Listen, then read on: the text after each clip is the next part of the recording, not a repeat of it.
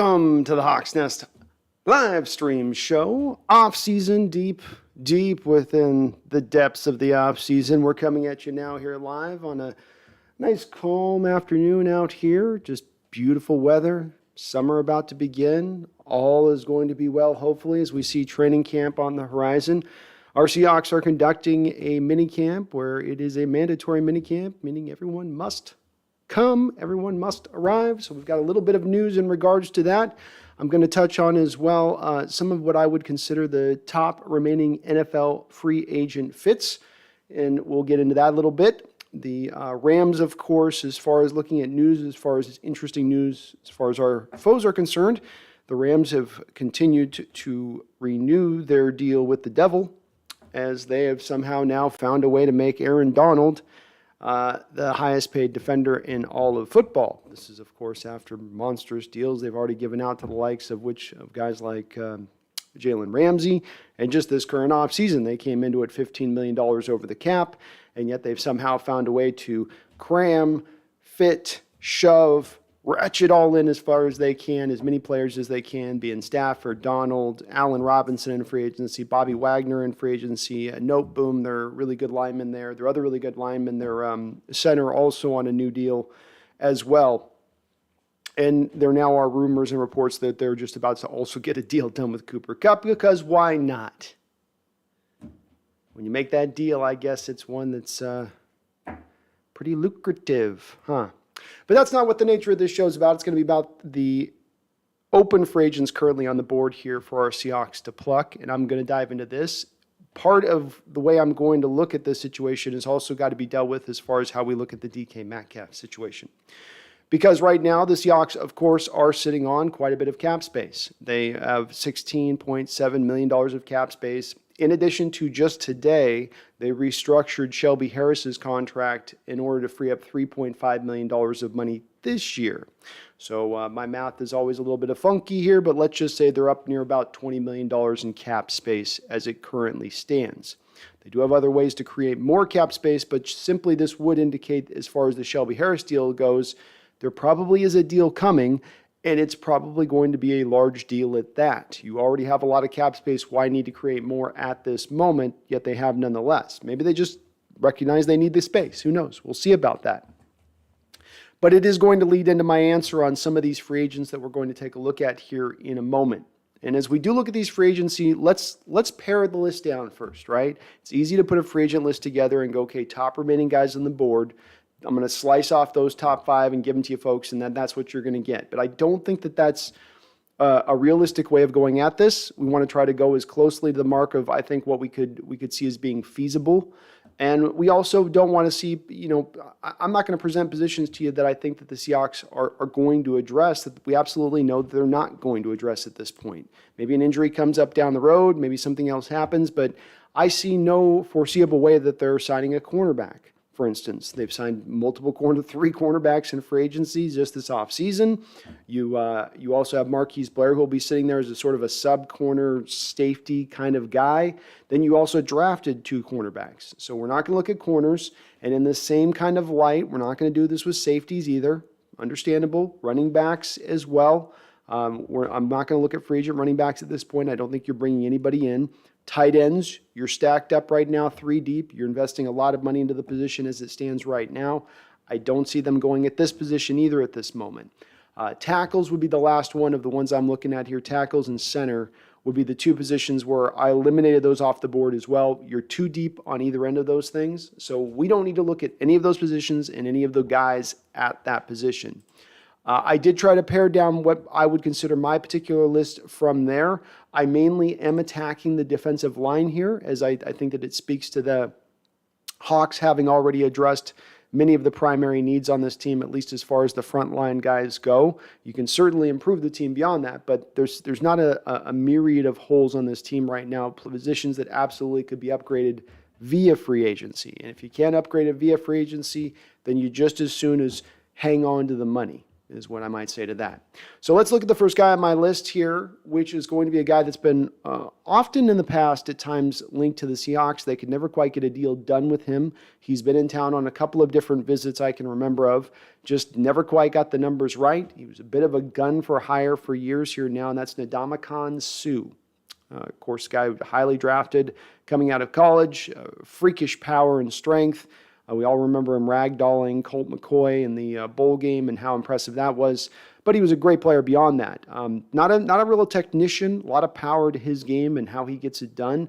But nonetheless, a very good player throughout the course of his entire career. He's not just been running upon reputation for years on end here. You can see above me, I've got his PFF score here to my left shoulder. This would be his current this year's PFF score. And then you would see on my right-hand shoulder here a couple of the previous years worth of stats for him. And as you can see on that, the left-hand side being the games played. Then you've got total tackles, combination tackles essentially, and then solo tackles, and then sacks. So you can see he's done a pretty good job overall. Last year was definitely a bit of a drop off from a tackle standpoint. Almost dropped down 20 tackles off of where he had been performing, but then his sacks were up at about 6. You do pair this with the PFF, and you do start to go, okay, there is a little bit of a tale being told here where he's obviously maybe not the player once was. You're down to that point of a rating, and you see the tackle drop off, and you again, just doing some of the research I did, here's what I get as far as the feeling on Suh. He's a little bit in his career where Michael Bennett was at the end of his career. A guy that can still give you some production.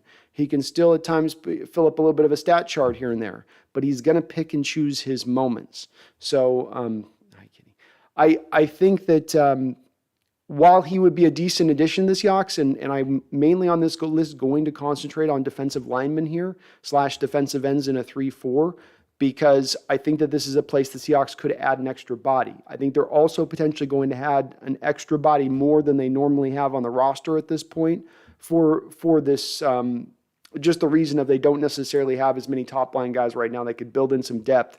And those Suh, on the face of it, doesn't seem to make a lot of sense. If you think about it from the aspect of, my analogy would be that veteran shooter in the NBA who comes off the bench. The guy that you can't ask him to start, can't ask him to be your sixth man, but if you ask him to come in there for 50 minutes and put a few buckets up and play a little bit of defense, he can do that for you. And if you look at last year, in that game Tampa Bay played against the Los Angeles Rams, Ndamukong Suh was the best defensive player on that field in that game for the Buccaneers. Maybe for the Rams on that game too. Donald's on the field during that, but he was having a hell of a game. He was harassing Stafford all over the place. He does seem to me to have a little bit of that, if I need to call on the great force of my power like once before, I can and I shall, but I'm not going to do it all the time. So you're going to have to be a little bit of a buyer beware if you do give him from that aspect of it. But again, if you're bringing in Suh, you're telling him, look, we're not going to tell you to be a starter. We're going to bring you in on passing situations. We're going to limit your snaps. And therefore, we're going to preserve you a little bit over the course of the season. And if you're talking about it being on a reasonably low-end deal, I would be open to this. It's not a bad way to go. I know they did sign Jefferson. I know this is maybe precluded because Shelby Harris is here a little bit. But again, like I said, I see this team doing a little bit of hybridized stuff. They're going to do some 3-4 stuff, but they're still probably going to do some 4-3 stuff. And when you do look at them on the edges with the cuts that they've made with the Hiders and the Dunlaps, some of these other moves with the Benson Mayoas, I know you brought Boye Mafe in, but there is a little bit of an opening there for maybe one extra defensive lineman. And maybe if it's a guy who goes to the inside who you can kick out to the outside every once in a while, like you can with Suh, by the way. He's played some defensive end in his career. So if you feel like you got a little bit of that fluidity with him, maybe it makes a little bit of sense. And this next guy up along the lines, very similar at times right now, I think, in his career to where Suh is to a bit of a degree. Maybe a little bit at this point overall better. Always been a good run stopper, and he's familiar to our Seahawks. Of course, the Hawks at one point traded a very high pick to bring in Sheldon Richardson from the New York Jets. Have you guys heard this story before? The Seahawks trade a high pick to the New York Jets to get a player that they think is going to be really productive, but come to find that he's not quite as good as what they thought they were getting. I've got to admit, Sheldon Richardson's one of my long missed draft misses for me, going back to when he was coming out. I thought he was going to be a great 3-tech in this league, and he's been good. He's never been bad. I went and did the research on this, and though he's got the 62 grade that he's posted here this past year, which is right around average, He's actually been above average throughout the course of his career, but you just can't help but notice, can you?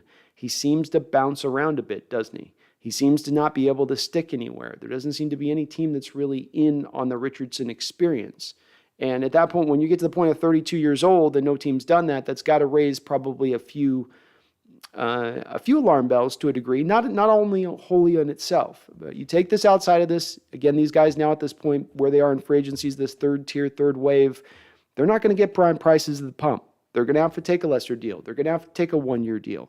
And so this is a little bit of trying to get a little bit of, depressed value that you can add in there a little bit. Shelby Harris is going to be a nice 3-tech for the Seahawks, but if you remove Shelby Harris, you've got a guy in Poona Ford who really wasn't all that in a bag of chips from the 3-tech last year. And Al Woods, though he's productive, is more of a guy you want off the 1-tech or in the 0-tech. And Brian Monet, I don't know what we can say about Brian Monet and what he is or isn't at this point. This is part of the reason why I'm going a little bit defensive tackle heavy here to start things off with a couple of these guys that we're going to take a look at. Nonetheless, you can't deny the fact with Richardson that he has been a productive player, really good again in the run, and gives you some pass rush, which is sometimes hard to find in those 3-techs. Sometimes you just get them and they'll give you some pass rush, but they can get exposed if you ask them to do any sort of run-stuffing action. He is also a little bit younger than Suh, a little bit better than Suh, probably a little more expensive than Suh theoretically. But again, we are at that spot here where it's harder to determine the prices of these guys because of the fact that they are deep into free agency, and you just don't know what the market sometimes can be at that point of things. Still would be a interesting guy to take a look at here. So we got, and Randall, thank you for the $20 donation, my guy. Appreciate you starting us off hot. I will, I've got to answer your question on the back end of this free agency preview, I promise you. So I'm going to be wrapping this all up, but folks, there's an unveiling here at the end. I'm going to give you a little bit of info on what I think is really absolutely happening here. So, but I want to lead into it with this a little bit. Julio Jones is another guy. This is going to be a little bit of a controversial one. I know in the chat, they'll say he's cooked. They'll say he's done. They'll say he has a fork sticking out of his back. Why are you even bringing him up? Well, the fact of the matter remains, the Seahawks receiving core is good with the top two. And Dwayne Eskridge, though he is a second-round pick, and though you still would like to get a lot from Dwayne Eskridge, though I am hopeful for Dwayne Eskridge, there ain't no denying Dwayne Eskridge has an injury history. And no, I know I'm going to get people sensitive. They're going to say, man, he had a concussion. Why are you going to hate on a guy for his brain, man? Not cool, dude. Not cool. I'm not hating on him for his brain. He came into camp with a foot injury from day one. The brain thing happened later. And I'm also not just making my determination on this on just what's happened this past year in our first year of seeing and what Eskridge could do. He also has the injury history going back to college. You can find quotes on it. If you do a simple Google search, it's very easy to find Dwayne talking about the situation in college. So, to count on him being healthy going forward is a little bit like counting on Chris Carson to be healthy going forward. You're sort of setting yourself up to fail with that one a little bit. And when you look behind Eskridge, and when you consider the fact Lockett's getting a little bit older, and Metcalf played with the foot injury all through last year, maybe having another guy coming out there off this bench that can help you out like a Julio could wouldn't be the worst thing to have. Now, does Julio want to come to the West Coast after playing all of his career in the South? Probably not.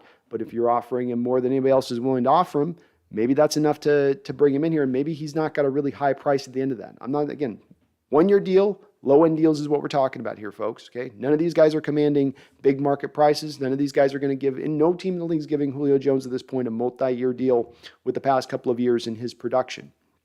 As you can see over the last couple of years, you got the first 2019, looks great. He's at 99 catches, gets targeted 157 times, almost 1,400 yards and 6 touchdowns. Then 2020, we start to see the dip, right? Drops down into 9 games, dealing with injuries throughout that year, can't practice very often throughout the course of that season. And you end up with only 51 catches on 68 targets, 771 yards. And then last year, the big addition by the Tennessee Titans is they made the trade with the Falcons to bring Julio in to be that final piece to match up with Brown on the outside so that you could take the pressure off of the safeties with Henry. He came in and again just couldn't quite stay healthy, only playing in 10 games. He was, I think, somewhat efficient in those 10 games. If you look at his catch rate, 31 catches on 48 targets, 434 yards, not really anything as far as touchdowns go. He's never really a touchdown guy. He was more of a guy was really always going to attack you between the 20s. So certainly the production is falling in the wrong direction. If you do look at last year, though, his PFF grade was pretty good, 74.2, well above average. So there is little flashes here that maybe, again, this is a little bit like I would say if you attribute it like the Suh thing. If you don't look at him through the lens of I'm bringing a starter in, how many snaps is he giving you? You look at it more as this is the modern NFL. Find a role for a guy. Here's your role. Here's your role, Julio. You're going to fit into this role as this guy, and when we come out in the spread formation, you're going to be out here on the slot. We're going to match you up against the team's third best cornerback, bump to bump to bump. And again, gives you some insurance because you go past Eskridge, then you're at Swain. Then you're at Hart. And I know Hart's been tearing up minicamp this offseason. Let's pop our brakes before we get too excited until we actually see him doing it in the games.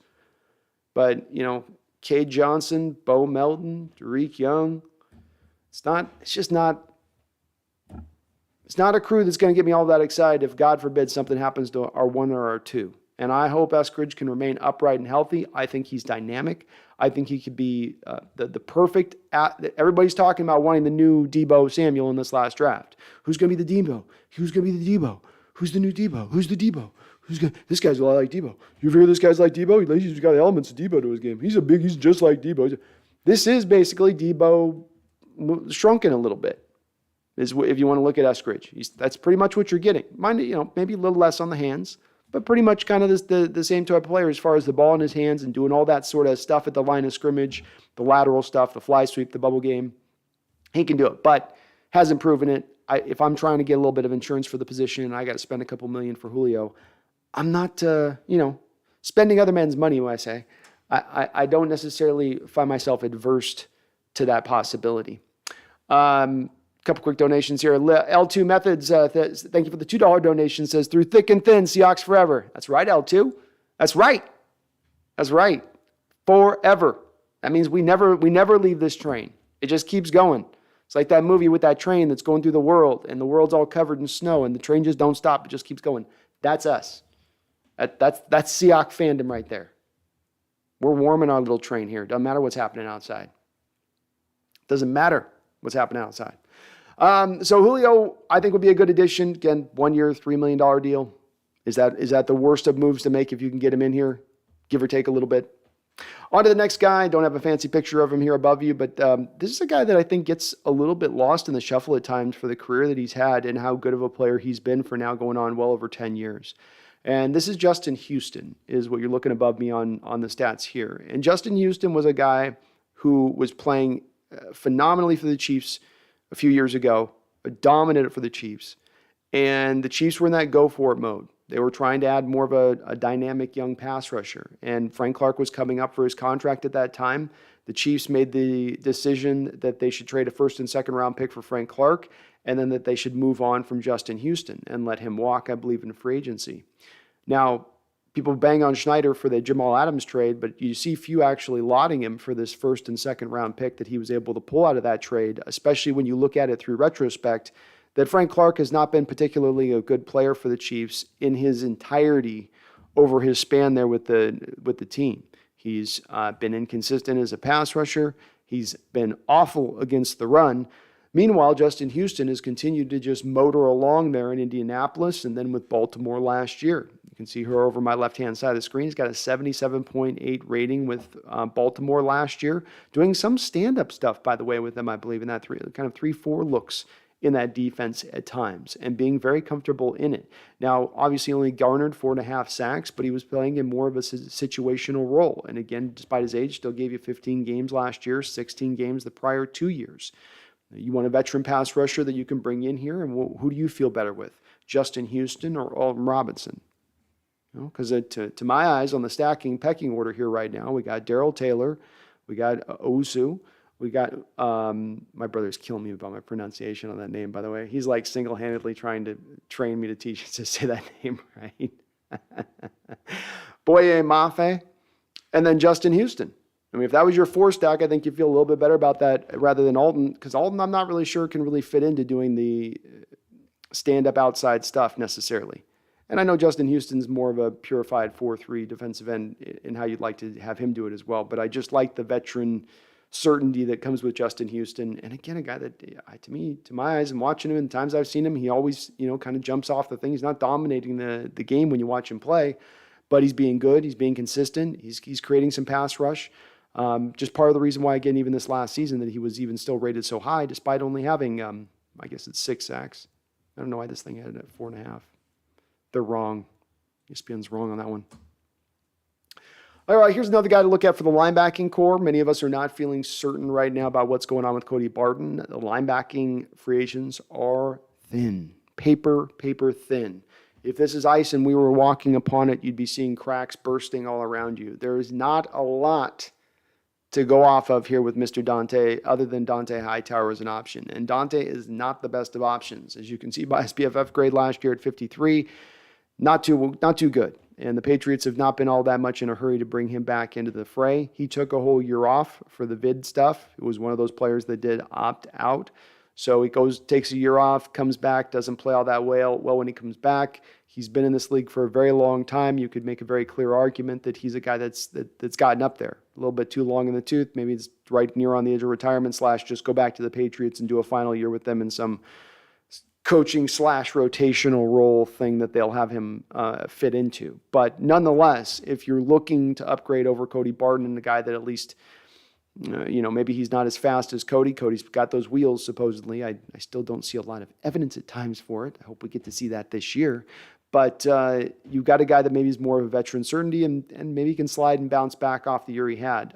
Again, not the greatest of options here, but I know somebody was going to ask me about what about middle linebacker, what about Barton, because that is one of the clear spots that you would look at there. I just went through the free agent list on this, and I just didn't see anybody that was really jumping out to me who would be a clear-cut candidate to be an upgrade over Barton.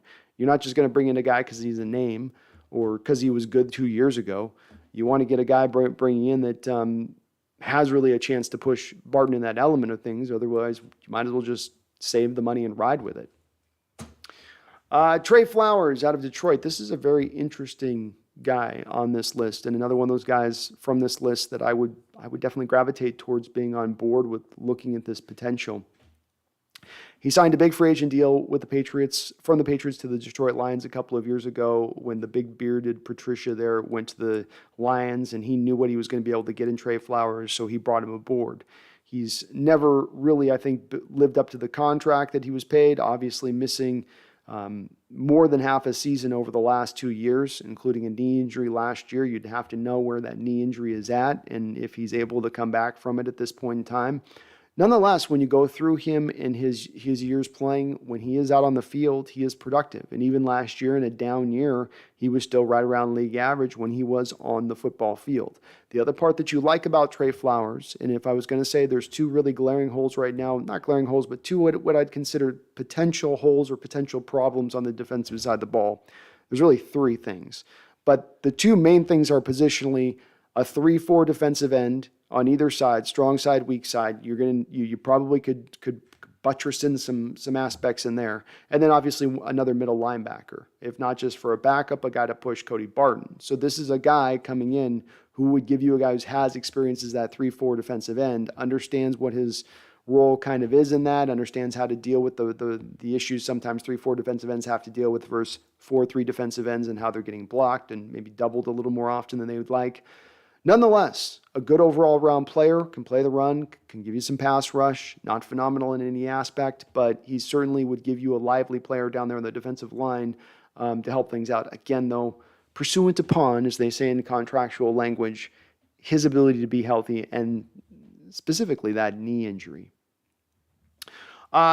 One last guys here on my list, and I'm going to read off some of the names that why I didn't choose on some of these guys. But this is another interesting guy. If you want to talk about maybe moving him into somewhat of a middle role, I know he's been more of his career as a 4-3 will, but I think that you could get away with moving him into the inside at times with his skill set, especially because maybe he's not probably got the same kind of speed to do the will like he could before, but maybe moving him into now of a middle role where you can kind of get around some of the lack of speed. Really smart player. Went back and watched some film on this guy, Anthony Barr out of UCLA, going far back again, about 8 years ago. He was going to be this new breed of linebacker, right? The guy that could be the all-around linebacker. He could blitz if you need him blitz. He could be the outside guy. He could be essentially what Micah Parsons has become. They thought with this guy that he had elements of becoming that. He's never quite tapped into that, but that's again where sometimes the guy, it's like the Clowney situation where the guy gets shade for what he did not become rather than actually what he is. And what he is just a really good overall linebacker, a plus linebacker for his position. And watching even his film from last year, to my eyes, he's so instinctive, such a step ahead of the offense and reading things. And I was watching him, you can go watch his highlight tape, you can watch him on multiple times pulling off those flood zone concepts I've just talked about recently in my defensive breakdown, where you'll have an offensive guy run him off, he starts to cover, breaks off, comes back down on the secondary offensive player, doesn't miss a beat, makes the tackle, still capable of jumping a gap, just using his brain at times. And he doesn't look incredibly slow out there. Certainly doesn't look necessarily as dynamic and fast as he was coming out of UCLA, part of the reason he was a top 10 pick. But when you look through his track of history, again, another guy like even last year, down year, still played at a league average level. And though, again, injuries are another thing that comes into play here with him, much like the previous guy we just took a look at, 14 games in 2019, only 2 games in 2020, and then 11 games in 2021. So you're definitely a little worried about that too. Where is he at health-wise? Can he pass a physical? But again, much like Dante Hightower, these are your 2 guys, if you're talking about maybe slide him into that middle, kind of the best of the bunch from what you have out there, versus maybe going and making a trade. But, like that. So those are my top guys. You guys may have some guys that you'd like me to have looked at or picked here. Again, going through the list, Odell Beckham, I don't think is a possibility, not with his injury situation. When is he coming back? I don't think anytime soon. Does he want to come here to be a third wheel on a rebuilding unit? I don't think so. Somehow or another, I figure like the Rams are going to find a way to pay Odell at this point. They'll just give him some money or something, or give him a 2-year contract and bury all the money in year 2. They're little magicians over there, so I'm sure they'll figure that out. Obviously, again, no other guys were jumping out for me at the wide receiver position. Really, Will Fuller suspended a year for PEDs and come back. He's not all that healthy. I don't see the fit there. Emmanuel Sanders is 35 years old and older than hell. T.Y. Hilton's really seemingly kind of fallen off from his really kind of great start to his career. It's really kind of muddled out recently, in my opinion. And then looking through pretty much most of the other guys, there just wasn't anything on there. I'm going through the top 50 right now on this list. No guys jumping out that should even be a name that we're really talking about. I mean, KJ Wright, maybe. Does he want to play some middle right now at this point? Has he got anything left? Raiders still had him rotationally playing last year, which I think speaks to the fact that they gave him some money and then they probably brought him in and they were like, okay, we're going to just kind of have to put you into a kind of set role. So if you bring in KJ, you're probably going to bring him in for a set role. I know some of you might ask about this guy I've got up on my right-hand side of my shoulder here, which is Eddie Goldman, who is formerly of the Chicago Bears. Goldman was a guy this is exactly like the Dante Hightower situation. He sits out a year for the vid protes. He says, I don't want to play this year. Comes back last year, looks really rough. Supposedly, according to what I was reading, he was coming along. As the year was coming along, he was getting back into shape. But nonetheless, we've not seen at this point Desai kicking much of the tires on him like he did with Artie Burns. If you look at him from a career standpoint, he really has one really great year and then a lot of meh. Maybe he is an option because there is scheme familiarity here, but he would probably at this point be coming in on somewhere near more of a league minimum deal if he's even a possibility. And if that were to even happen, it's not going to happen until much more closer to right around the trade deadline. Now, I promised you guys on the back end of this a turn on this because now the Seahawks, of course, have this $20 million to spend in money. And I don't think that even though this next thing that I'm predicting is probably going to happen, I think, I don't think it's going to preclude them from still targeting one of these guys because, again, as I said before, these are not guys that are going to command a tremendous amount of money. It's going to be low-end deals, okay, on all of these guys. But I do believe a big slice of the salary cap pie that has now been opened up or that now sits is being done for one particular reason. And that reason is, one, DK Metcalf. I know right now the stories are out there that he is sitting out of training camp. And if he was to sit out of all of training camp, that would be $90,000 in incurred fines, which is not good because I believe the team can't forgive those fines. Nonetheless, I don't think that this is going to necessarily hold this deal up from happening. I think they're just in negotiations. We've not heard of any animosity. People are saying, well, he's not showing up, so that must mean that this thing, because you're hearing already some of the talking heads, especially nationally, they're starting to probe, aren't they? Aren't they? I really get creeped out. I'm sidebarring this one real quick. I'm getting real creeped out by the national picking over the Seahawks corpse thing that's gone on this offseason. Just, we'll take some of that. Have some of this. We'll take your quarterback and we'll put him over here. You don't want your middle linebacker, do you? You don't need him. No, don't get that. We'll just take that. No, I was using that. Give it back. No, you don't need it. Now they're on DK. Oh, DK. And this, Tyler, Green Bay needs a receiver. What if you just handed him Tyler for a 6th-round pick? What if you just give him away? Just give him away. Shut up, national media. Shut the hell up. All right? It's just negotiations, okay? It's a back and forth. And the reason why I think that this deal is going to get done, and I'm not worried by the minicamp absence, is because of the fact that what you have to understand is the new CBA. The new CBA is brutal. You cannot hold out.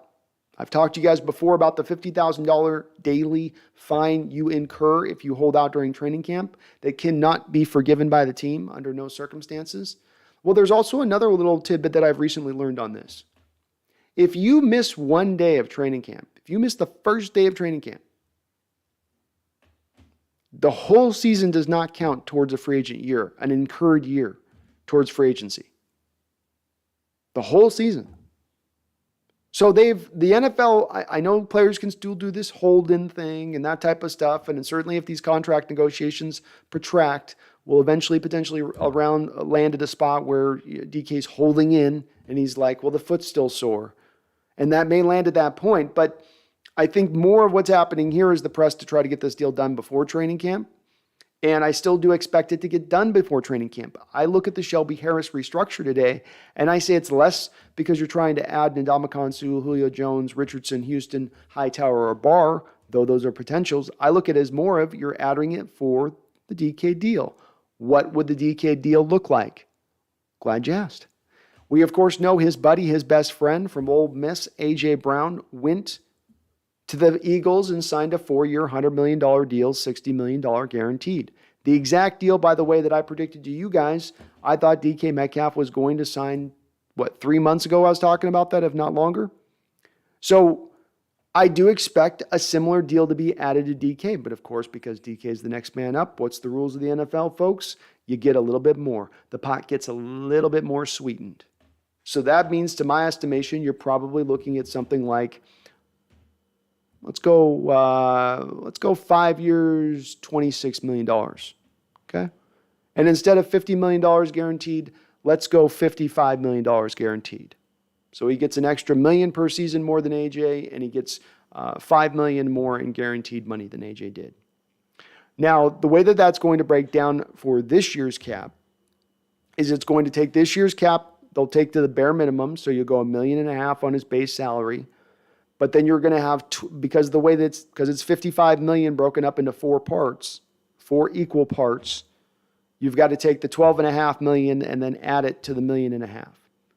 So you end up at essentially about $14 million or so, give or take there, of new money under the cap you got to create. Now, once again, you can see why they're at 20, 14, you're still at 6 after this deal. That's why this free agent list I posed to you guys is not a mirage. These are possibilities. There are additions out there they could look to make, maybe even a trade they're looking to make beyond that. But I think it is indicative of the fact that there's a big deal coming in. They want to keep the cap space on the head of this big deal.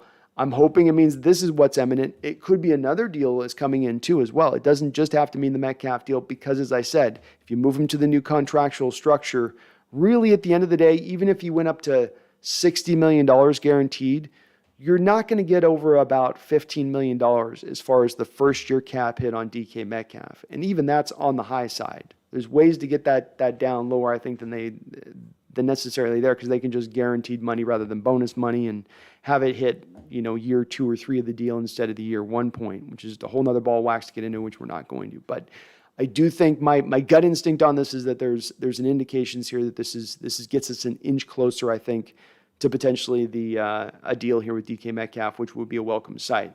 But other than that, from a free agent standpoint, it's empty. There's nothing at the bottom of this bucket. If the Seahawks want to add somewhere else, they're going to have to do so by way of making a trade or waiting out into training camp, where we may at that point see some salary cap releases that are undertaken at that point in time. I did do some research in regards to that and looking at which teams might be in that let's call it again that particular barrel, right, where you're right up against the cap. You need to create some more cap space.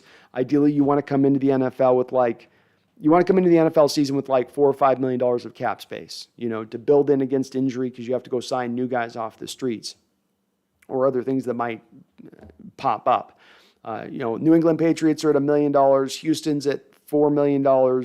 Philadelphia's at $4 million. And then everybody on up there's got more money above that. So nobody's right now got their butt cheeks clenched on the cap right now. Nobody's going, oh, how the hell are we going to get through this? It's not happening. So at the moment, I'm not foreseeing anybody that's a cut candidate at this point in time. Not at this point in time. And of course, even the Niners with their $4 million can at any moment in time with Jimmy Garoppolo create a lot of cap space. If not releasing him, hell, they could probably just convert his base salary to bonus, and is going into, I believe, the last year of his deal. So they've got a lot of fluidity opposed there. So we'll see what the Seahawks do. Those aren't bad free agents. None of those guys, if they signed any of them, I wouldn't be angry at any of them. Not big deals, low-end deals. It's low risk, high reward. You can't hate on those kind of deals. You can say, well, this guy's cooked or he's done or his best days have passed him. But again, you're not bringing these guys on to be superstars or stars. You're bringing them on to be another cog into the wheel. And especially as it concerns the defense. You have set up a defense now that, though it doesn't have a lot of necessarily quote-unquote stars, there's a lot of solidity throughout the whole defense as a whole. Not a lot of weak links. The only two potential weak links are the ones I just mentioned. That 3-4 defensive end and the middle linebacker in the 3-4. How are those going to shake out? But everywhere else you've created a pretty solid unit, and just adding another solid player into that realm of things could certainly help things. I appreciate you guys watching today. If you do like what you're watching, please do me a favor. Slam that like button for me. You guys have been doing an amazing job on that. We've just had incredible growth. We're getting closer and closer to 8,000 subscribers. So please, if you're also not subscribed, subscribe. We got a goal here through by the training camp. I'd like to hit 8,000, which will put us right on mark for 10,000 by the end of the year, which would make you guys amazing. So thank you for doing that. I appreciate you guys for doing that. Let's see what you guys might want to dive into. We got open topics, open Q&A, whatever you want to speak about and talk about. We're deep into the off season, so let no topic go untouched. Is there a free agent you'd like to hear about, or you'd prefer I discuss, or should have gotten into that I didn't? Let's cover it on in the chat, man. Thank you guys for watching. By the way, and I missed a dono there with Charles. Thank you, Charles Riley, with a $5 donation. It says, Brando, you're going live right when the Dominican Bear is taking the hill to close out the series in Houston. Orange Cat, get on this guy. I know, man. Well, I had to do it, buddy. I had to go live today because I wasn't sure about tomorrow. My schedule's just been getting crunched. I'm also trying to be more consistent for you folks. So I'm being good about my Wednesdays and Sundays. So you guys can count on me being live, because we do get a lot of people that go, man, I just missed the live on this day because this day was random or that day. So trying to be consistent with it. But I know we got the finals. I think we have the finals still going right now tonight. But we'll get people sprinkling in. You can watch stuff with that's what the volume button's for, Randall. Just turn the volume off on that, volume up on me, and then you just kind of watch both. It's a combo deal. Appreciate the donation. And Randall, you're amazing for the $20 donation, my brother. It's good to see you always in the chat. But I think my opinion, Randall, just to make sure I'm answering your question in total on this, I think the DK Metcalf deal comes down. I think then you're about $6 million of cap space. Looking at Rashad Penny's body language when they asked him about Chris Carson and knowing how good of friends those guys are, sure didn't seem like he had a lot of confidence that Chris Carson's coming back. He mentioned he was stronger than ever, but they said, is he coming back? And he made this face. He didn't answer, right? He goes, I don't know. But he did this face. They go, Penny, Rashad, what about your buddy Chris Carson? Is he coming back? And he goes, is he in shape? He's stronger than ever before. I don't know. That did not build a lot of confidence. So you got another $3.5 million there with that. That's even after the DK deal, you could then end up at $9.5 million. Of course, there's the $4 million savings at any point in time that they could incur with releasing Myers, another $1 million that you could release with LJ Collier. So, Randall, you could end up, if you really wanted to be cutthroat about it, they could end up with like $11, $12 million in cap space pretty quickly with just a very few amount of moves and still go get other moves outside. That's on top of signing DK Metcalf. But I do think, Randall, I think this is indicative of the DK Metcalf signings coming down. We've heard everything through this offseason, even from the way DK's been showed no ripples at all as far as discontent for some of the other receivers out there who have done so this offseason. Every indication's been that this deal is going to get done, and I'm still expecting it fully to get done. No doubt about it. Ryan Austinson, what's up, man? Good to see ya. DJ Jimenez, I appreciate this as always, sir. My pleasure, DJ. Gotta go live, man. Miss my people.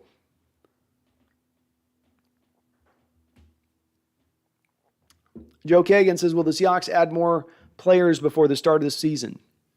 I do believe so. It's part of the reason, Joe, that I want to do this show is I look at this upcoming year and I go, they're going to sit on this cap space. Like I said, even after they sign DK, you still got probably money to spend. Considering, again, these guys on the low end are going to be 1 year, $3 million, 1 year, $2 million, 1 year, $3.3 million. You could pull one of those guys in, again, with the extra space you could clear on top of the space you'd still have. I do think as well, let's remember the recent history here, right? The Seahawks aren't just a team that goes into free agency, gets their guys there, fills in their roster, says this is what we're riding with throughout the course of the year. They've made additions before, and in those additions, they've brought on salary in bringing those additions. Sheldon Richardson trade that I mentioned before brought on salary onto the team. The Jadeveon Clowney deal, though you were able to half it with the Houston Texans, still brought on salary to the team cumulatively. And of course, the same was true with Jamal Adams. Though you weren't paying him that first year, you were still taking on salary as part of that trade. So it's more of having the flexibility, I think, to make a trade potentially is the way I look at it. I don't know what guy they would necessarily target on that because you look across the NFL, you go, who's the discontent? Who's the guy that's not been paid? Who's the guy that fits into something that we need that fits those first two marks as well? And you go, I'm not sure. I'm not too sure. Everybody seems to be pretty happy outside of the receivers and guys like maybe Debo and DK that are going, pay me. But who's the defender not getting paid that wants to be paid? I can't think of one. Everybody's pretty fat and happy out there. So certainly, if you guys got any ideas, present them for sure. But I was looking through the list and there was just nobody that was jumping out at me that I was going to see that was going to be released. Carolina, for instance, coming up with Brian Burns soon with his contract. They're not going to let Brian Burns go. He's going to get signed to a big deal there in Carolina. They're not spending the money on anybody else. And it's kind of that way if you look at any of the other potential guys that. Big time guys that might fit into that allotment. So, Joe, I do think somebody impactful. Don't know the exact position. I do think we can narrow it down from those ones I mentioned where, again, not cornerback, not tackle, not running back, not safety. Somewhere else, some other positional group will be upgraded, I think, before the season starts. Dimitri Feldman just bummed me out a little bit more. Rams just extended Cooper Kupp. Yeah, that devil with the deal. I guess they're giving up all their children in this sacrificial ceremony in order to stay below the cap. I'll tell you, I've been one of those people saying the whole cap doesn't exist thing's fake thing. I don't know, man. The Rams are getting startlingly close to pissing me off with this cap situation, especially knowing that we're escrow light at the moment. They've got all those money bag. They got all that money bag LA money to spend, and they're handing it out to everybody. You get paid. 25 million a year to you. 25 million a year to you. 25 million a year to you. Allen Robinson, yeah, come on. Oh, Bobby, yeah, Bobby, you too. I know Bobby's not making a lot of money, but he ain't making league minimum. he ain't on a 1 year, $2 million deal either. It's insane. Joe Mann, Sue likes to step on people. Ha ha ha. Hey, Detroit likes to bite kneecaps. We like to step on people. It's not the worst thing to be known for. Jays, what's up, man? Good to see you. Joe says Julio Jones is still out there and can be a dangerous player for us if he can stay healthy, of course. And I think, again, this is a little bit like the Sue. To me, Joe, you fit him into a role.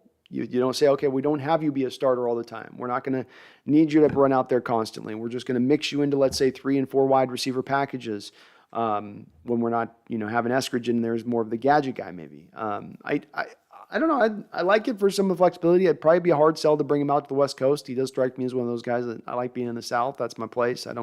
South Midwest. I don't really want to go out to the West Coast. But again, for cheap, be a pretty tantalizing proposition.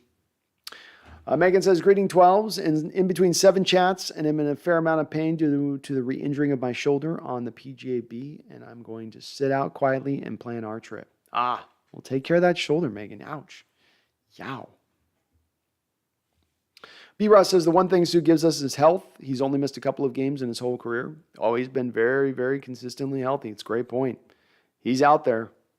And I feel like if you limit his snaps at this career, you ask him to play a little bit less of 60, 70% of the snaps, even get him down to more into that 30, 40% range, I think he could still be effective in that role.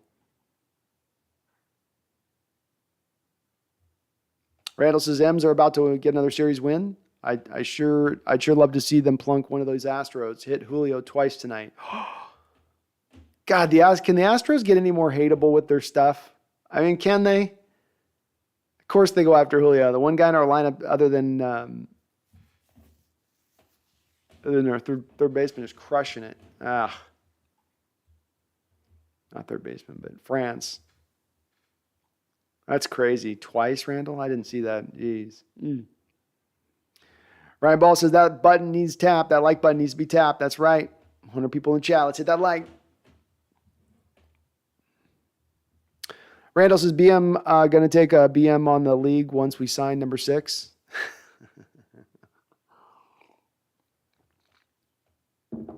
Grug says we need to adopt Let's Fly. What do we like? Let's Fly and go Hawks.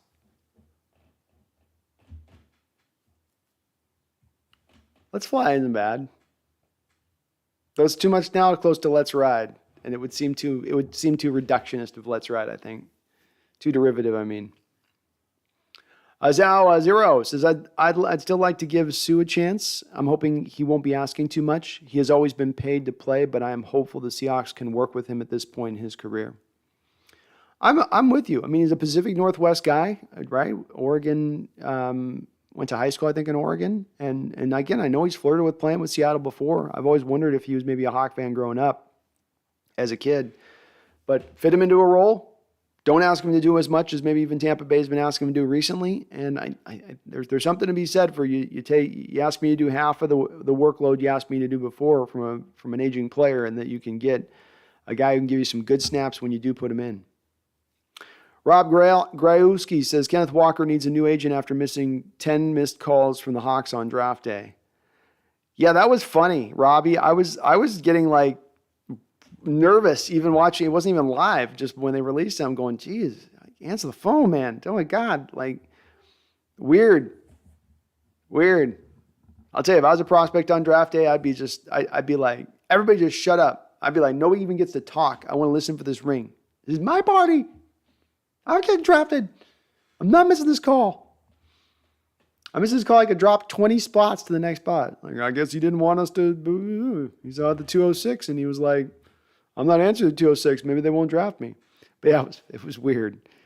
It was weird. And yeah, then they start calling his agent. They call the backup numbers. I think they called his mom. They're down to like the third cousin by the time they got a hold of him.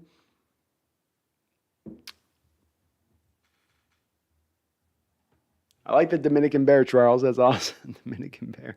Is that his nickname? Costa Rica sports fans, Julio's hamstrings are just done. I wouldn't sign him for more than a $5 million one-year deal. I wouldn't go beyond that either, Costa. I don't think he gets a 1 year, $5 million deal at this point, though. I think to me, it's like 1 year 3, 1 year 4, maybe. But I'm with you. I wouldn't go beyond 5. That's definitely the top of the top on that. And I don't trust his hamstrings, but I do look at it through a different lens of if I'm not having the guy as a starter.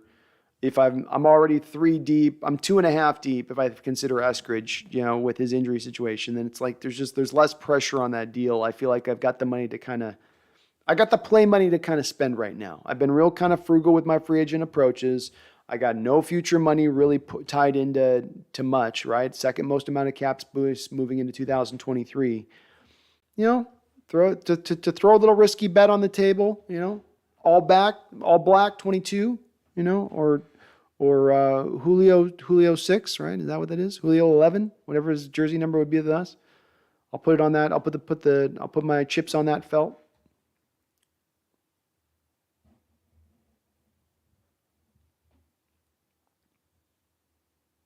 Zero says, this might sound pretty extreme, but I'd even consider signing Landon Collins too. I know he's a safety, but he's too good of a talent to not just consider bringing in. Zhao, I did consider on mine, and I think you make a good point about it. He is one of the better players available out in free agency that does exist out there right now. There's no doubt about that. You gotta, though, I think to a degree, look at the roster right now from the safety position. The Seahawks re-signed Ryan Neal this offseason. You're bringing back Marquise Blair. I'm not even talking about your two starters where you've already invested the money in Jamal Adams. You've invested the money into Quandre Diggs. Then on top of this, to me, the cincher on this is Zhao. When you look at the undrafted rookie free agents, the Seahawks seem to they seem to go into this undrafted rookie free agent period, and rather than kind of go to a bunch of different positions, they said we're just going to bring in a bunch of safeties and quarterbacks, and safeties especially. So I feel like there's a really good chance one of these undrafted rookie free agents probably could even make the roster, / you'll have a couple of them on the practice squad. And so I just don't know if, are you going to be able to talk Sal, Landon Collins to come in, and you're not going to be a starter.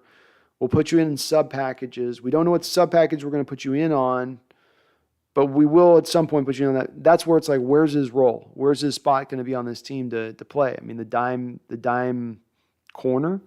Is he better as a dime corner right now than Neal? Is he better as a dime corner than Marquise Blair? Maybe, but it's not really his game.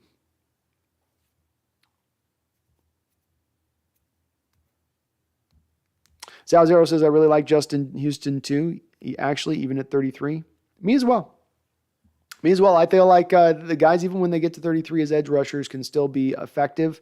I've seen them play up into 36, 37 years old at times and still give you half a dozen sacks in the year and give you some pretty good efficiency as far as their pass rush win rate goes. So I'm with you, Zab, for a while there. I've looked at Justin and I've liked him quite a bit.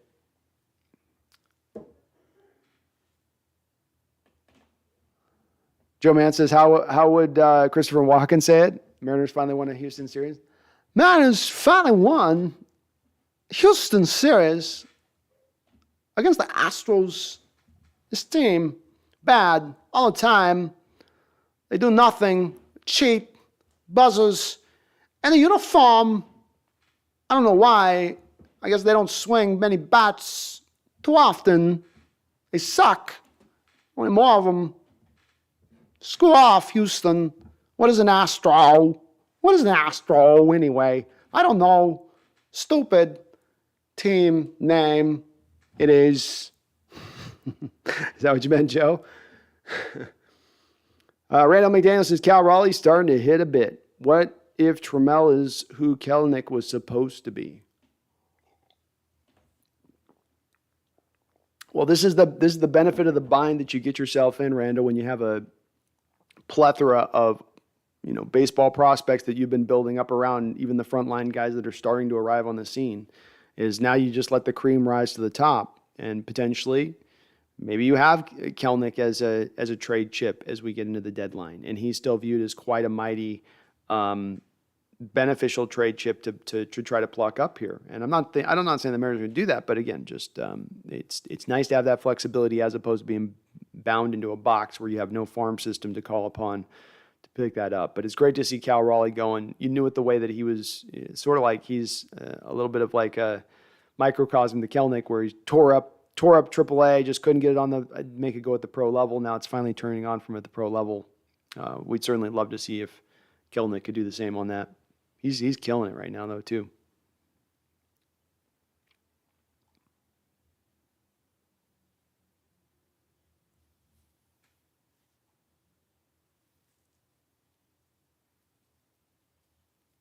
Randall McDaniel says Barr broke Aaron Rodgers' collarbone. Well, yeah, I mean, and that's, who's to say if he's done it once, he can't do it again. You guys would sign Barr if we knew we were getting him. Not that's so sadistic. Would you guys sign Barr if you knew he was going to break Aaron Rodgers' collarbone again? Would you make that bet? That's too dark. It's too dark.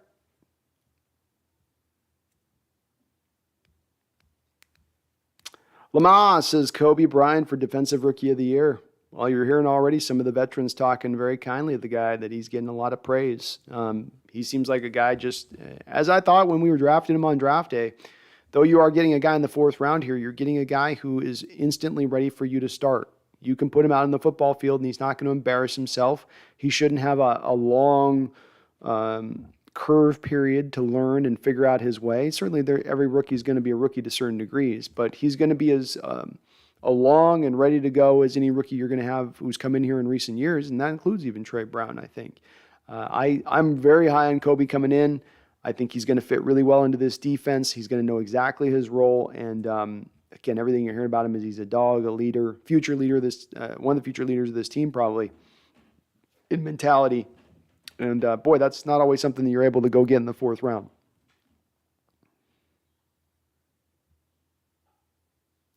Rucker says, sign Suh, 1-year deal. I'd love it, Rucker. I'm with it. That would be I put him as my number 1 first guy presented off the board because of these guys that I'm mentioning. I probably would push to him first. I know you got Harris. I know you got Jefferson, but some more impactful push from the center of our defense would be nice to have this year. And I think that he's going to give you at least that in some bunches. Maybe not with the consistency of once before, but that's a big, strong man.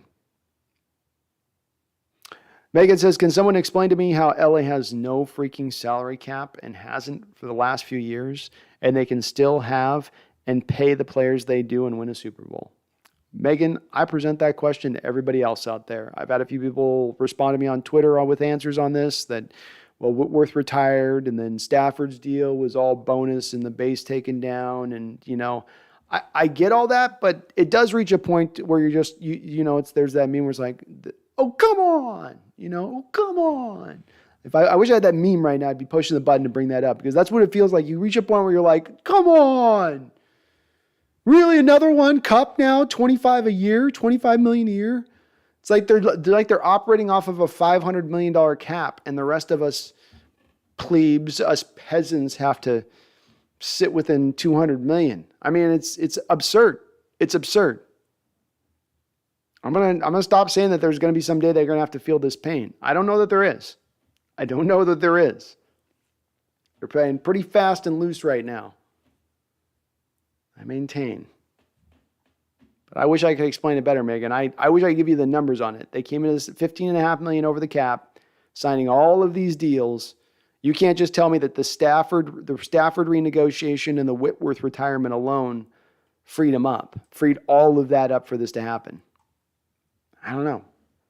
Maybe Bobby and Allen Robinson are just making dick this year.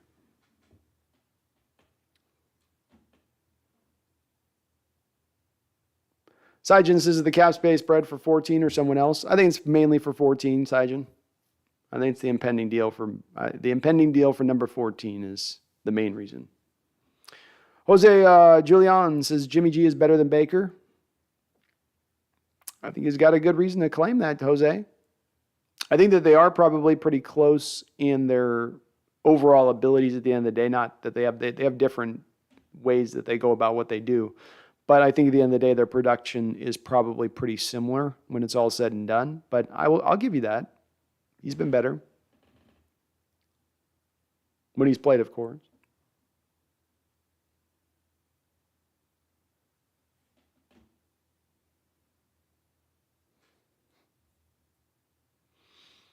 Don't have to pay a quarterback. Makes sense to splurge on Zacharias. Mark Harpicorn says, if Denver signs Russ to a new contract this year, do we get all that dead cap back? Like and sub for this hard-working man. Thank you, Mark. I appreciate you. Unfortunately, no. When you make the trade, all of the bonus money accelerates off onto the books, and the bill is due.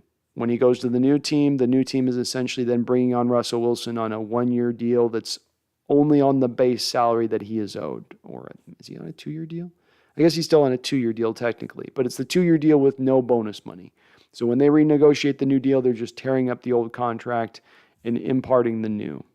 And so, nope, still all that dead money still does hit there, Mark. But Denver's going to be caught in quite a bind. It was fun to watch some of the fans twisting and turning out there from Denver as far as $50 million, $50 million, $50 million. Yeah, that bill's coming due. That bill's a coming due. You better believe it. Young Bido Game says, yay, boy. Brandon's back. I'm back. The best of the bees. What's up? Mega says, agreed B, the media vultures are driving me insane. The Hawks are rebuilding, or what the hell we're doing. And so that means everyone can pick over the bones of the team. What the hell? Yeah, I'm a bit tired of it.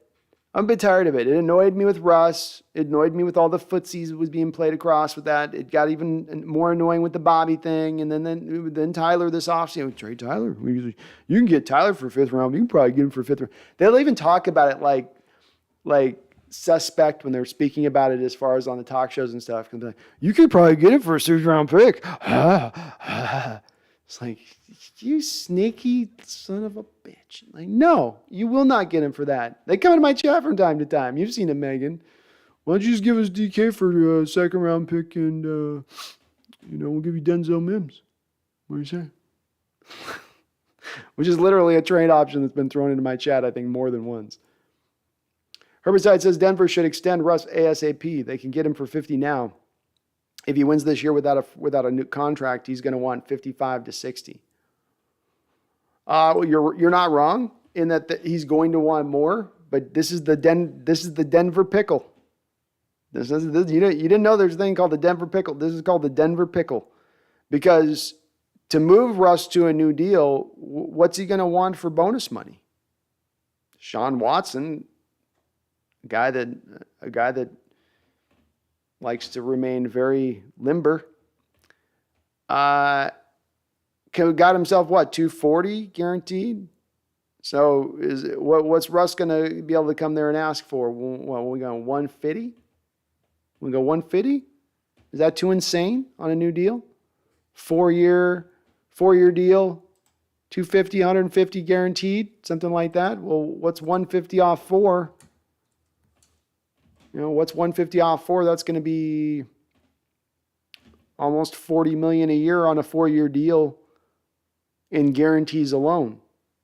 So what happens there on that is that though it seems on the surface they should sign him to a new deal right now, Herbicide, if you put him on a new deal, the bonus money, even plus a $1 million base, $1.5 million base, would still be more than the Denver Broncos are paying this year. And the next year, that bonus money is still going to be the bonus money.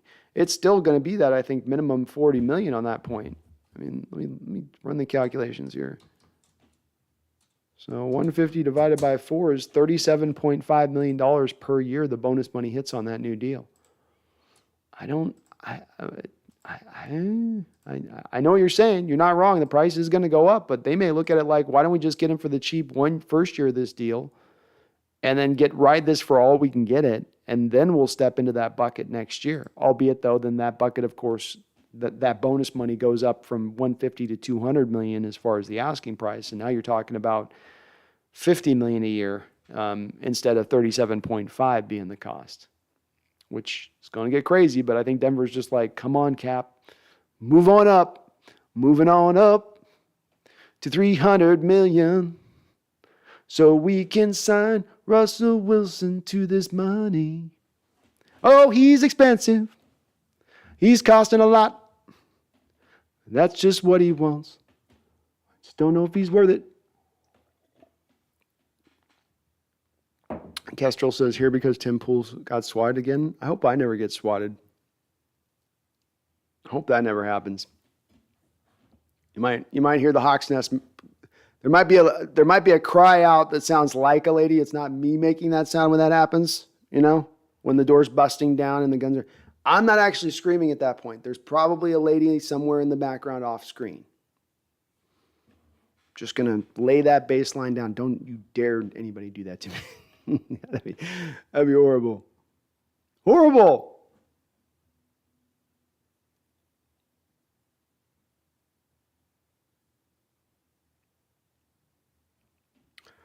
Riverside says, I swear, Seattle never gets any respect from the national media.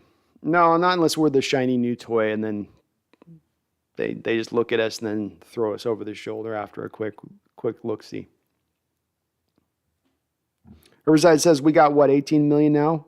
I think we've got near 20 million in workable space. I don't think Sportrac had it at $16.7 million today as the restructure with Shelby Harris news was breaking.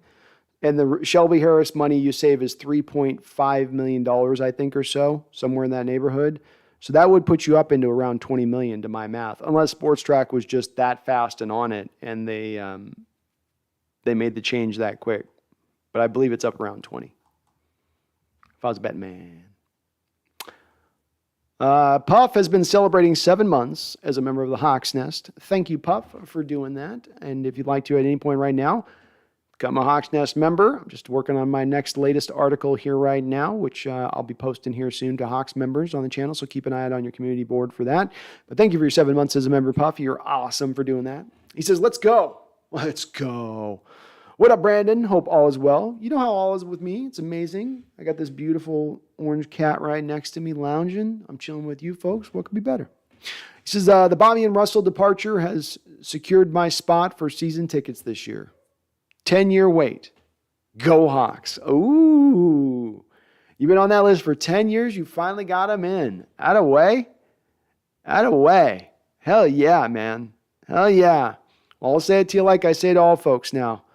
I'm going to eventually be doing a video on this. And it's not going to be the video to like the stupid Ram video from a couple years telling people to clap. But I'm going to be preaching here soon to some of these folks in the stadium this year and moving forward. We got to get that sound back in that stadium. I want more loudness, and hopefully with maybe some of the ticket prices dropping or whatnot, we can get a little bit more of that sound back in there where we once caused an earthquake in the stadium. But thank you again for your 7 months of membership, Puff. You're the man for being you're the man for doing that. Charles Riley, another $5 donation. Thank you, Charles. He says, thrash the like button unless you don't like Walken, Pacino, Pauly Shore impressions. Let's ride, by the way, said like Russ in the cringiest of ways. Let's ride. Let's ride. Let's ride. Let's ride. Let's ride, Denver. Let's ride. Let's ride. Let's ride. Let's ride. Let's ride. I'm working Charles. I'm working on my Charles Barkley because I've been watching a lot of NBA. It's not there yet. I'm just working on, but it's gonna come along real soon. It's terrible. It's terrible impressing right now, but I'm gonna get my Charles Barkley. It's gonna come along real well. I'm also working on my young Pacino because I'm watching that other show too. So. More to come. More impressions to come, folks. It starts out as a football channel. It will become an impression channel. Oh, yeah. Yeah. Charles with another $5 donation says, I'm sending the super chat because I can dig Tony Barr on the Hawks unless the Broncos get him first. Tony Barr. Damn, Charles, you mentioned a name I don't know.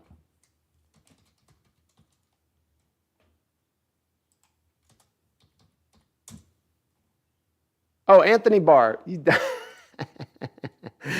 threw me off with that one.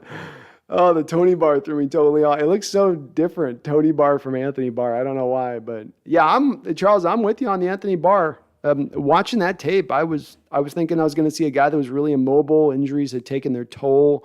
He couldn't move like he once did. But the instinctiveness is just there. It's a little bit like what we saw with KJ Wright, even having his best year of his career here at the end, where maybe he's not as fast as he once was, but the brain makes up for the one lost step with two. And that's what I was seeing, from his play in that. And so I'm okay if they got Barr. And again, I'm nervous with Barton. Barton's got his share of proponents out there. I know there's some Codyites out there.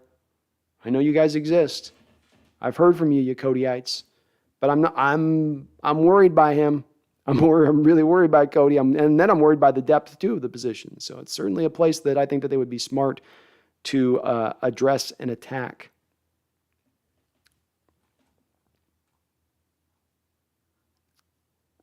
Thank you, Charles, for the donation, though. Very kind of you. Always very kind of you. I got I'm supposed to have, hold on, let me check and see. I might have it here.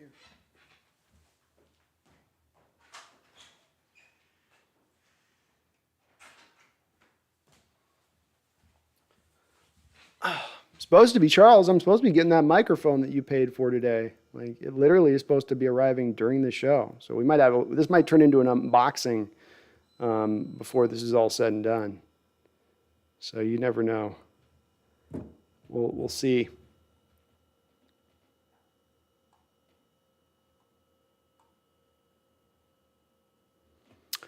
Joe, man, you're the man. I love the Mariners. Good team. Oh, they're young. They're gonna come along.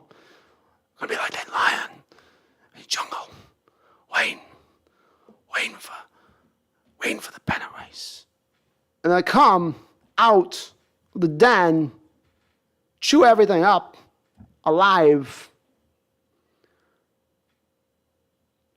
Herbicide says, good question. You gonna do Monday and Thursday game announcing also? I probably won't be doing like Monday night football announcing or Thursday night, but if the Seahawks are on a Monday night or a Thursday game, I'll be doing the announcing on that. I'll be doing every game absent me going to a game. And if I go to a game this year, that'd be the one that I don't do a live stream on. But outside of that, we'll be doing a live stream this year all through the game. We'll be doing a post game, and I'm turning over in my mind doing maybe a pre-game thing. Potentially me and Brendan might do something with that, or I'm kind of turning it over a little bit with that one. So we'll see on the pre-game if that might be too much. That's like a 10-hour day at that point of talking. That's a lot of talk.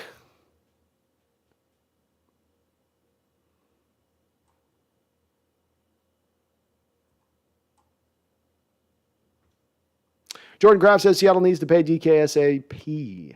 I believe they are going to, Jordan. It's a gut instinct. I got to admit that. I don't have anything tangible to release. But again, just the lack of acrimony this offseason, I think, is an indication. Clearing this new cap space is, I think, a bit of an indication. And I know he's absent at training camp, but he'll get in there. Jordan says Carson's getting the boot.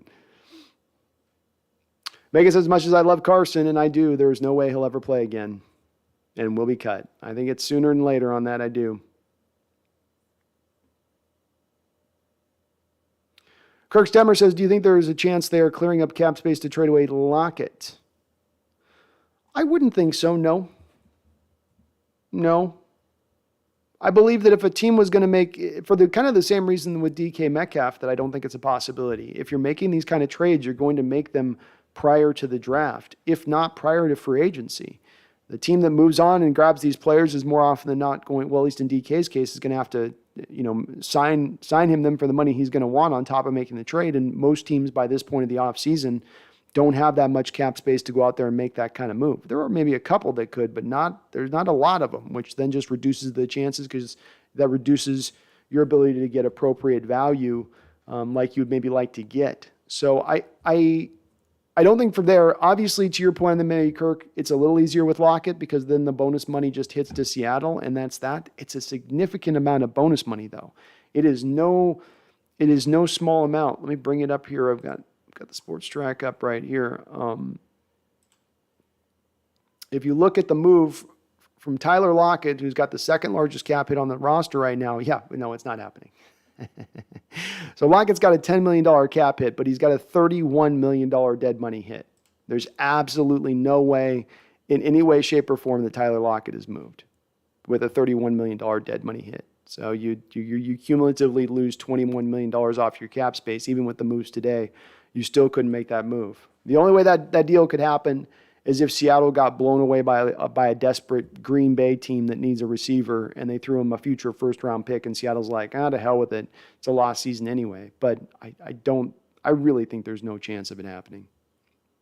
Jordan Kraft says, why can't we abuse the cap like the Rams? They'd be playing Madden out here. They do. It comes down to two words, and I was on to this like a bloodhound I started smelling this a couple of weeks ago with the more of the confirmation of the Seahawks sale, something that we had long suspected was going to be happening. And yes, I understand the Seahawks are not going to be sold this year or next year, or that it's not going to maybe even the year after that, but it's going to be soon. It is impending. The machinations for the sale have begun. The trust dictates it. And the one thing that does impact in the immediacy is escrow money. Escrow money.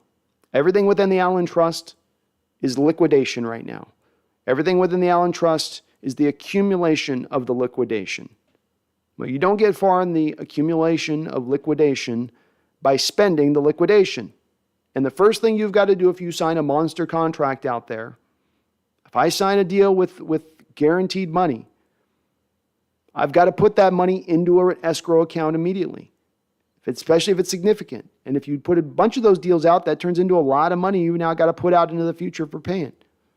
And it's going to impact us while we are in this sort of gray area of ownership. It's not that they won't pay at points. It's not that a guy like DK can't be paid. But they're not going to stack contract after contract after contract. That's not happening. It's also one of the reasons why you might have been mystified recently, as I've been, by why have they gone in 2020 and then this past offseason, gone into both of these off seasons with over $53 million, and yet they don't really spend and what you think they could get for all that money. They end up signing a lot of 1 and 2 year deals. Why all the shorter term deals? Because they don't want to put a lot of money into escrow. This would be a way to save yourself from escrow, right?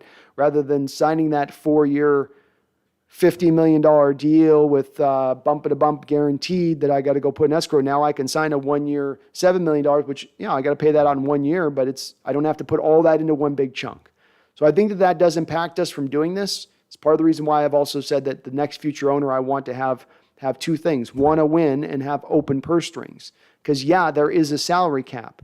But beyond the salary cap is the willingness of an owner who is cash rich enough to be able to pay out the escrow money you've got to pay out with these contracts and not be blinking every other time he does it. Not be going, well, do we really got to do it? Okay, we'll do it. Which is a little bit of where I think it's at right now.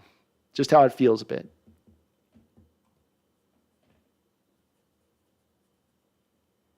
And I get what you're thinking, Ethan, that there is something suspicious in this Rams salary cap movements, but I don't think there really is. I think it's just that they're pushing everything to a bonus level of things. They're bonusing things out. They're putting it out to multiple years. They're spreading out that bonus money as far as they can spread it, and they're lowering down the base salary as far as they can take it. And that's allowing them to fit more guys in. But it does come back down, I think, to that escrow dollar amount, which is you got to come out of that pocket immediately with a substantial amount of that contract. And not all owners are sitting in the position to be able to do that. Kroenke's one of the richest owners in the sport, and maybe one the most, if not the second, not the first, the second most richest market in the country. Cappy McCappy says Uncle Rico can play quarterback for the Hawks. Yes, he can.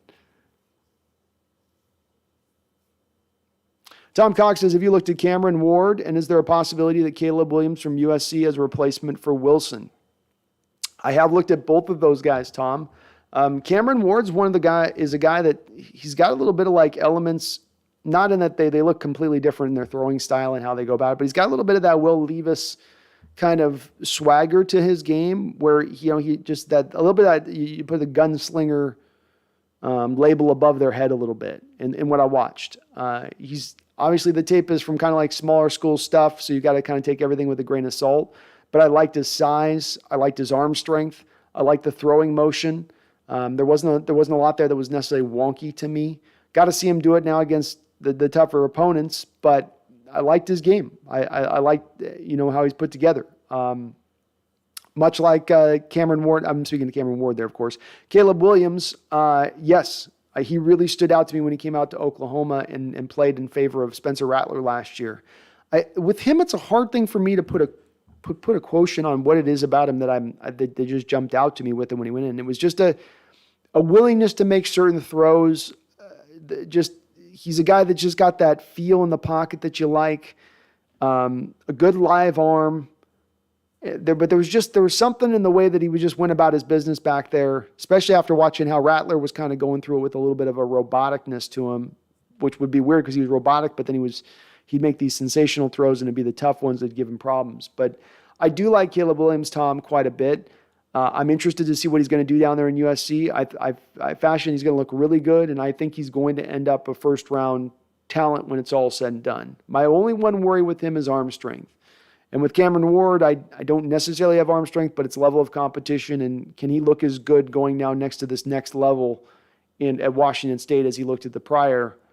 But he's a fun guy. He's a fun guy, Tom, just for the way he plays. There's both of those two guys. It's not. I don't think it's any coincidence that you brought those two up back to back. Is that they both play the quarterback position fearlessly and with a little bit of a loose vibe and energy to how they go about it that is sometimes not normal in college football, where you have a lot of, again, the robotic nature or guys going from their read option to the one read look, and then if they don't have that, they don't know what the hell to do.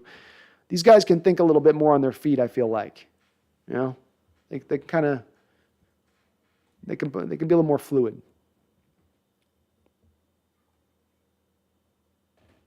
DJ Jimenez says the Rams found loopholes in the salary cap. They also keep borrowing from their own future salary cap and trade away their future first-round picks. Lastly, they hit on their late-round picks. It's well said, DJ Jimenez. I can't add anything else on top of that. I agree.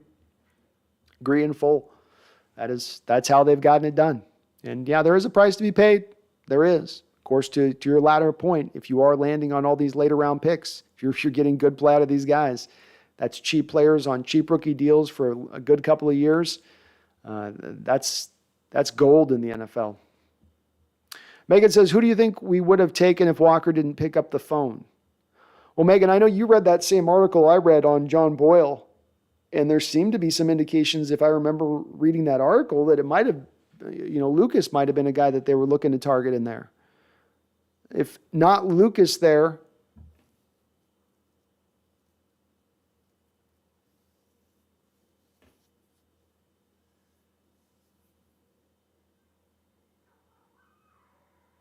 it's a good question, Megan. Could you take Boye Mafe?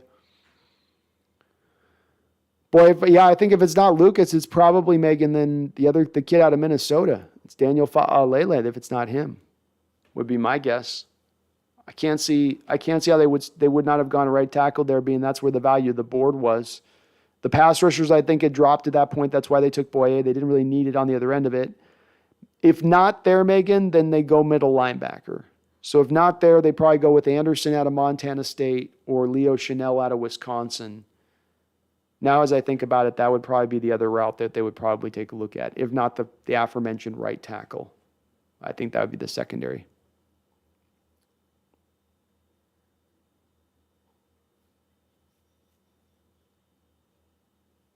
Herbicide says if Blair balls out this year and stays healthy, he should still be pretty cheap to extend him because he missed so much time.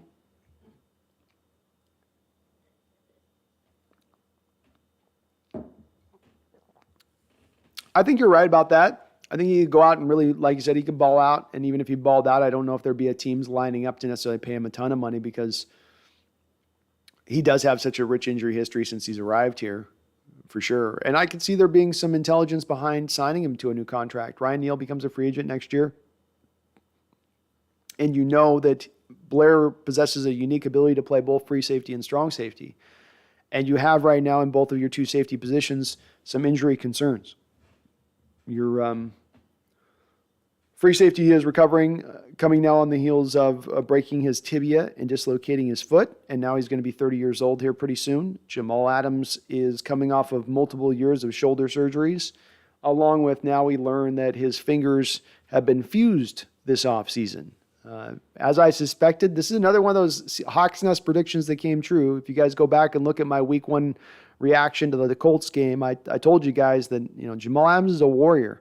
This guy's given up his body, and maybe people want to nitpick at his game, but the people out there that are at times questioning the effort from him or questioning him not being all in, there's a play you could watch in that Colts game where Jonathan Taylor takes a very ho-hum run down near the end zone, I think on like the first or second drive by the Colts. Adams isn't on the tackle. He's on his back, and you can see him literally pulling his fingers out. He's pulling the dislocation out and straightening it out and continuing to play on without even missing a beat. So, that guy's continued to be a warrior, but the point still stands on top of your question, being the fact that you don't know that these guys' health's going to hold up in the long term, and having an insurance guy like Marquise Blair, who also then, by the way, can play a little bit of slot or dime corner for you if you need him to do that as well, I think that could be pretty useful. That could be pretty useful. Why do I says that trade for Watson and that contract don't look so smart now? With what is coming out, he could be suspended for multiple years, if not banned. Yeah, this is definitely this speaks to the desperation of the Browns to upgrade their quarterback position, and also speaks to how little of investigation they actually did in their process. I said I was interested in Watson. I said I was interested in Watson, though, with the caveat that you're able to do your background work and know that this stuff's not going to be a problem, not know that there's not more stuff on the horizon. No, and I think if you do a rudimentary amount of investigation, all of these teams have personal investigators. They do it for the college players. You would have figured out that there was more stuff coming down, that there wasn't anything close to a settlement coming down the trek. I mean, hell, we've got his lawyer talking about how happy endings aren't technically illegal. I mean, my God, man, what are you even saying? So, doesn't look smart. It all looks dumb and desperate. But I said that you're going to pick up a problem child guy like this, or problem child, that's not even the right word to use for him. You're going to bring up this kind of situation, this thing that could turn into an absolutely franchise killer at this point and how it's looking. Oh my God. Then you better do your homework. You're going to give a guy $230 million, which I didn't think, there was no way I would have ever made a Deshaun Watson trade where I would give him $230 million guaranteed. Are you high? Browns, you're high. Okay, I'm going to trade for him. Okay, maybe I got to start thinking about a new contract. Maybe. Even that, I was like, I ain't giving you a new contract. What do I owe you? What have you done for me? But yeah, I'm. That one's woo. Browns are looking a lot like Cleveland right now. Joe, man, yeah, you do a great walking. Thanks, man. I love doing it. So much fun talking like walking. I could probably just roll around 24/7. Michael YT says, these impressions are killing me. Please do more, maybe like Russ. I'll try to work on my Russ. It's great, guys. I don't know. We're doing what we can. Zao Zero, well, I don't know about the Mariners, but my Angels have been the laughingstock in baseball the last week and a half. It's already giving me flashbacks of the mediocre seasons the Angels have. Laughing my ass off. It's brutal, too, because you got two of the most exciting players on your team in baseball right now. Also, Zao, have you heard the thing about that there was those two baseball players that got into that scuff? They were on the same team, and like one player slapped another player in the outfield because of a fantasy football league problem.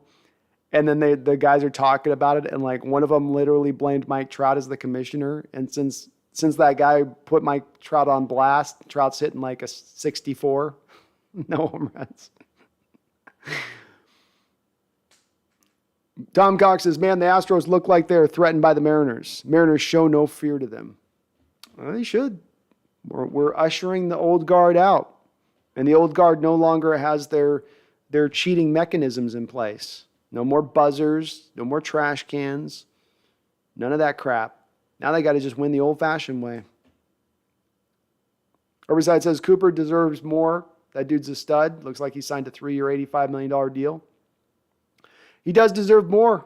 And I'll tell you, how nice is it as well on top of the Rams doing this? Isn't it kind of tough to watch where you see a few of their guys taking a little bit less money? Stafford took a little bit less money than he probably could have taken. Certainly Cooper Kupp is now taking a little bit less money than he could have taken. I do wonder about Allen Robinson, if he didn't maybe pass on a better deal that was out there on the open market than the one he took. Same is true for Bobby Wagner, potentially. Well, Wagner may have given them the discount that he never gave us. Charles Riley says, Brando, did you see Kyle Lewis get busted in the head versus the Astros? It looked bad. That dude is snake bitten. I didn't get a chance to see it, but I did hear about it. And yeah, you feel so bad for the kid. All he's done to get back on the field, and we saw with Eskridge last year, man. And the concussions are a crazy thing to get through sometimes. But yeah, brutal. Especially he was coming back and he's really starting to hit. He was really looking good. He's looking like, ooh, here we go. Combo of Julio and Kyle here going forward this year. It's like now it's getting a little dangerous. And the line's starting to look good. Just hopefully he can get back on it. Maybe that Bashad Charles gives his knee a little bit more time to rest. Megan says only break his collarbone, maybe? What other damage can he do? Well, we know with Aaron Rodgers, Megan, a broken collarbone's enough. Eric Gilbertson says, Brandon, I just found your Mariners channel, Crow's Nest. Any plans of posting more videos? Absolutely, Eric. Absolutely. I'm trying to get over and do a little bit more on that side, so I'm going to keep trying to post and stuff on that. I'm trying to get my head down on that and do a little bit more consistently. And hopefully, if we get over 100 subscribers, I'll be able to actually do some live streaming too. So the hope is at some point this year, I think I'm at like 80 subscribers. If we get up to 100 on that side, I can do some live streams during the actual games. So fingers crossed, we'll get there hopefully at some point with that. Charles Riley, another $5 donation. Thank you, Charles. You're so kind, man. I appreciate you. He says, myself, Gary Glitter, and Robert Kraft are standing up for Deshaun Watson. Charles, ixnay on the airy glitters nay.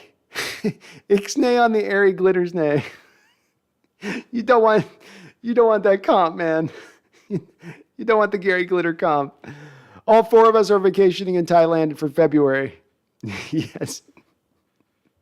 Well, I hear the food is delectable in Thailand, Charles, so thank you for the donation. That comment's so wrong, but I appreciate the donation nonetheless. Gary Glitter. Oh, my God. They still play his stuff in the stadiums, don't they? Herbicide says Jamal's going to ball out this year. I think he is. He's going to a defense he himself talked about in his press conference of having familiarity with, going back to his time with the Jets. He knows what he needs to do in this particular defense. It's going to put him in more of a position to succeed, and specifically in a position of coming downhill and attacking, that's the type of defender Jamal is. You don't want him going backwards at the snap. Zal Zero, Kobe Bryant was a second-round talent for sure. I'm shocked he wasn't even considered till the fourth.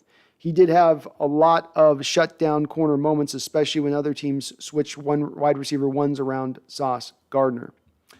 Agreed. I think he had second-round talent to his game. I didn't quite have him up there in my evaluation of him, though I did like him quite a bit. I think, Zal, if you look for a reason on it, I think the thing you could maybe point to is this draft, if you're looking at one position that was maybe more deep than just about any other position, it was probably pass rusher or a cornerback, one of those two.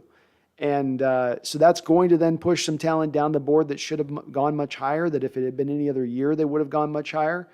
But unfortunately, we get the benefits of this year. That's part of, I think, also the reason you got a Tariq Woolen in the fifth round. Maybe Woolen's not a second-round talent, but to me, Woolen was probably a third, fourth-round talent. So you're getting those guys a little bit later on. But that's just partly one of the reasons why I love this draft so much and why I've been so much of a waving the pom-poms in regards to this recent draft.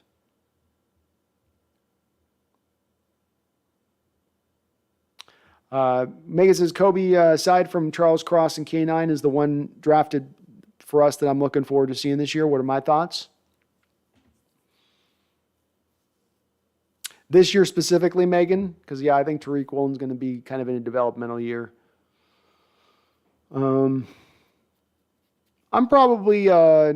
I think I know what I'm getting with Charles Cross, Megan. I'm more really interested to see if my evaluation on Abraham Lucas is really on point for what I think he's going to be, including what he can be really initially.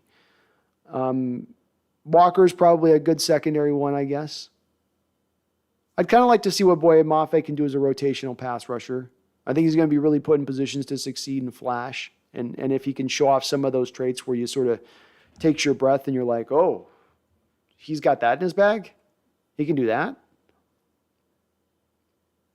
Herbicide says the scheme we ran last year was anti-Jamal. Agreed. Cover 3, cover 2. Cover 3, cover 2. Cover 3, cover 2. It's not Jamal Adams' game. He can play cover 2 at times. He can play cover 3 at times. But you don't ask him to do it predominantly, and certainly not a far majority of the time.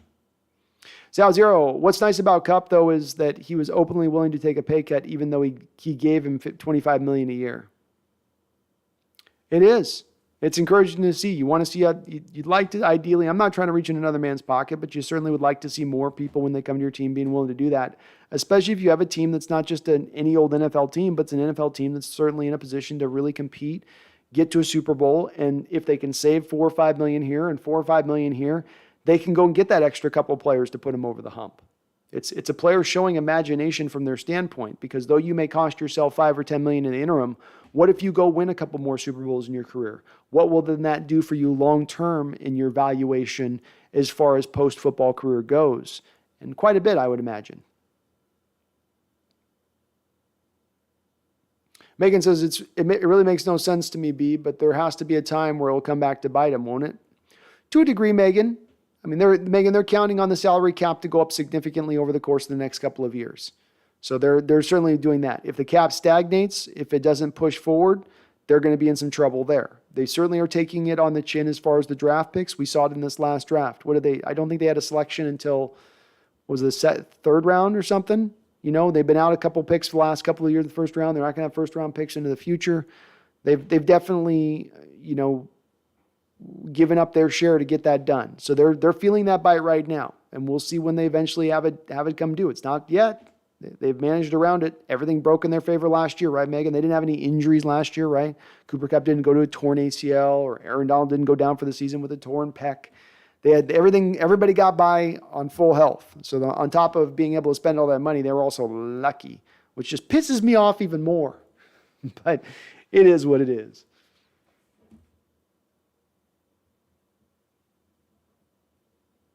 David Phillips says Walken as the salary cap manager for the Rams, explaining how they do it. All right, here we go. Walken as the salary cap manager for the Rams, explaining how they do it. Don't ask me how. I bring it underneath. I do what I need to do every day for this team. I go down to Donald. I said, Donald, I'll pay you. Not very much. He said, pay me now. Now.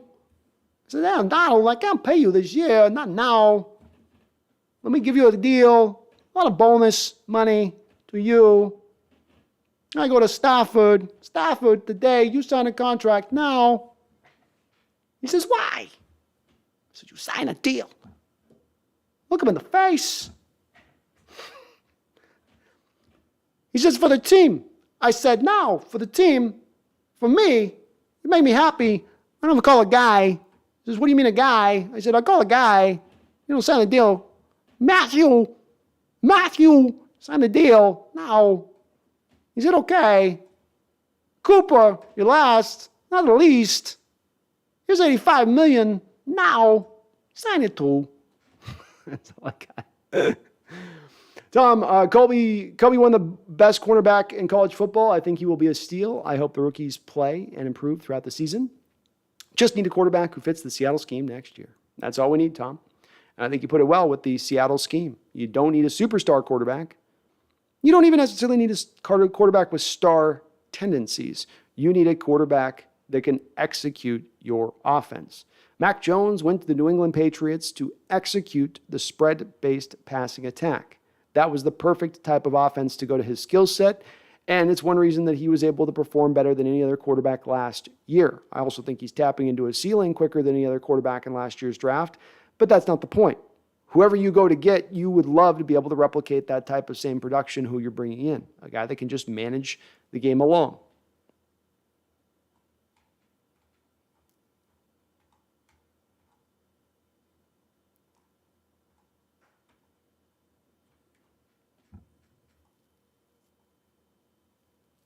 Megan says Cosell is the Rams cap manager too. I'll tell you, folks, it's quite repugnacious of you to expect us not to sign our star players. We are in L.A. This is the city of angels. That means we pay our people. Don't think for a moment that the incandescent spectacle of life that is the Los Angeles Rams is gonna be allowed to not pay its players top of the market money. You are crazy to believe, after hoisting an impeccable Super Bowl trophy, that they would not come back and pay everyone top of the market. That's what we do. That's who we are. I'm Howard Cubzo. Ryan Ball, I think Denver has a pretty good chance at the Super Bowl this year, but only this year. I'm not as convinced they've got a good chance, Ryan. I think they have a chance. I'll give you a chance, Ryan. I know if I'll give you good. I think they have a chance. You know, if Denver in any way, in shape and form just address their offensive line this year from a pass protection standpoint, I'd feel a little bit better about where things are at with them. But being that that's not the case, I am a little bit hesitant to believe they're going to have enough from a pass protection standpoint to get to a Super Bowl. They'll have enough maybe to get to a playoffs. But to a Super Bowl, when you get in the playoffs and you're going up against the elite pass rushers and you're getting by with guys that are more run block centric, we've seen how that's played out on our own Seattle team over numerous years recently in the playoffs. It's not enough. You need to have guys that can hold up in pass protection to let Russ get back there and cook a little bit. And I don't know if they've got that. Maybe they all improve. Maybe they're counting on the development of some of the young guys to take a step forward. But it's been what it's been the last couple of years at least. Herbicide says, as soon as the money thing popped up, Denver kind of turned on Russ. Did you guys notice that? I noticed just a little bit of like, wait, what?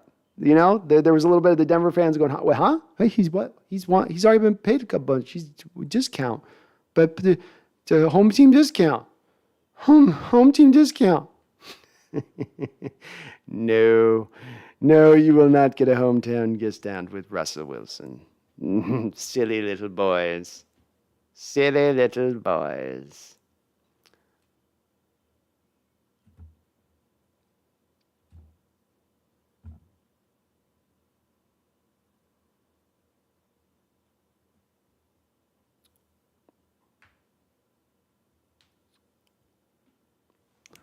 Zero says, I appreciate Charles Barkley impression. Now do his golf swing. I want all the smoke. Oh, I got you. Hold on. How's it go? Let me see here.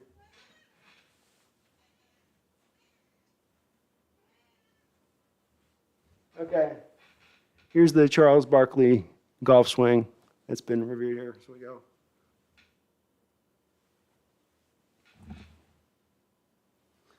Here we go. That's the Chuckster Bark swing. I know it's a bad swing. It's what I learned down in Auburn. I can't do I'm working on my check. I can't unveil the check yet till I get my check right. You got to get it just right. Tom, is it me but I have lost a lot of respect for Russ now. He's still a great person off the field, but that agent he has really rubs the people the wrong way. Yeah, and I try to dance as I can, Tom, around Russ, because I think it comes off from, me, especially if I'm beating on a guy leaving town. Russ is a great player. He was the best player for us in history as far as a quarterback goes by far. Second place, probably not close. But yeah, there are some things there that can rub people the wrong way. And I think, he's got a vision, and it's a strong vision in mind. And he's got plans that he wants to accomplish, not just now in his career, but into the future. And it is great to have dreams like that. I think when you got that big picture approach thing kind of up there, sometimes the smaller stuff gets lost a little bit. But maybe he's the guy who looks smarter in this at the end of the day. We come out 10, 15 years from now, and he's running for president, But yeah, I'm especially the social media stuff. I'm just kind of like, okay, I'm good on that.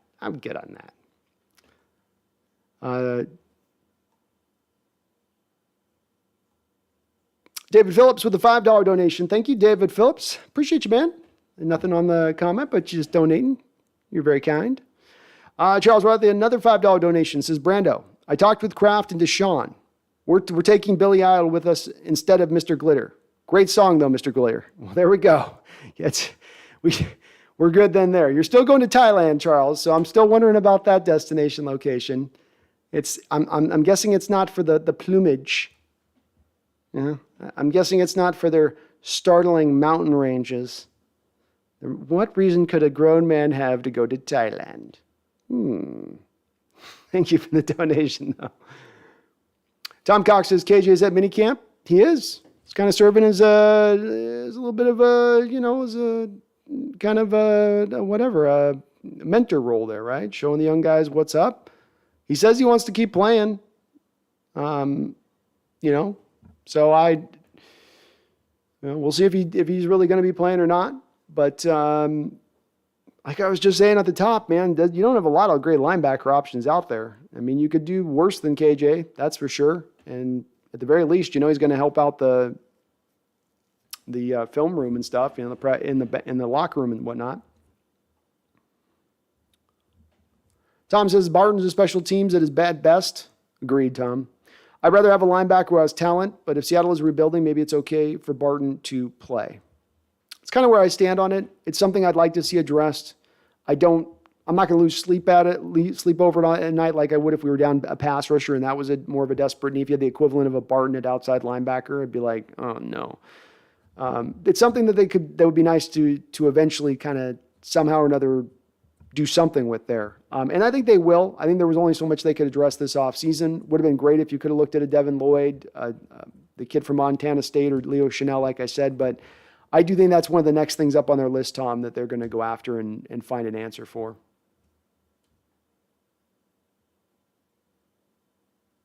Vegas says, you and I will be at the Cards game week 6B. We'll be doing a video while there, not a stream. Exactly. I got my 1 week, Megan. That'll be my 1 week. I don't maybe stream on that, or the one Sunday I don't.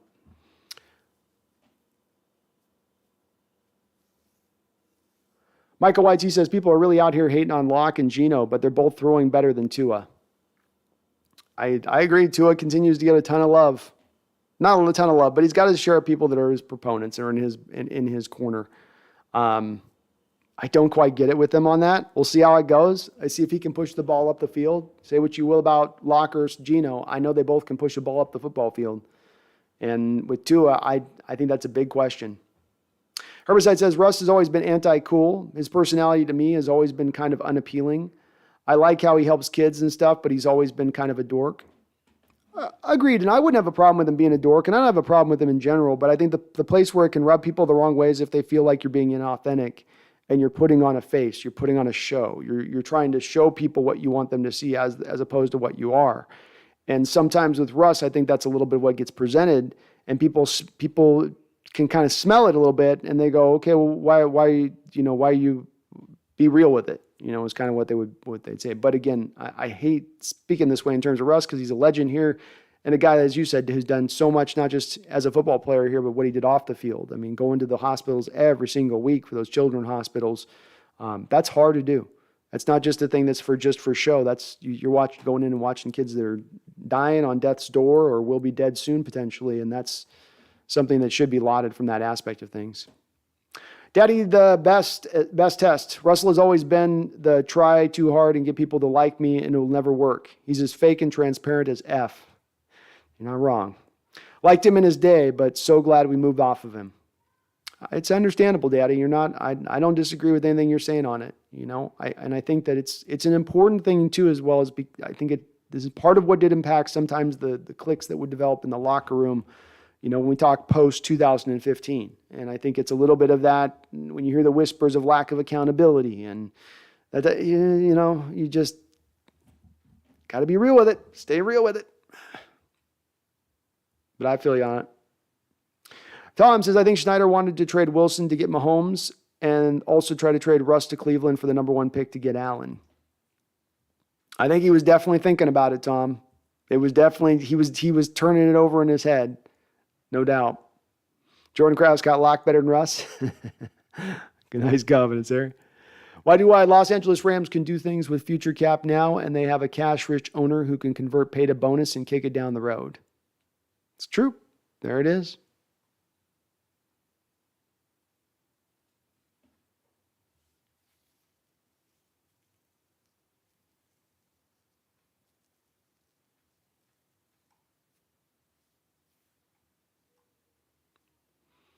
Sean Hines says, is the reason the Rams can do all these deals is because the owner can afford to offer cash over cap instead of prorating and extending out the cap?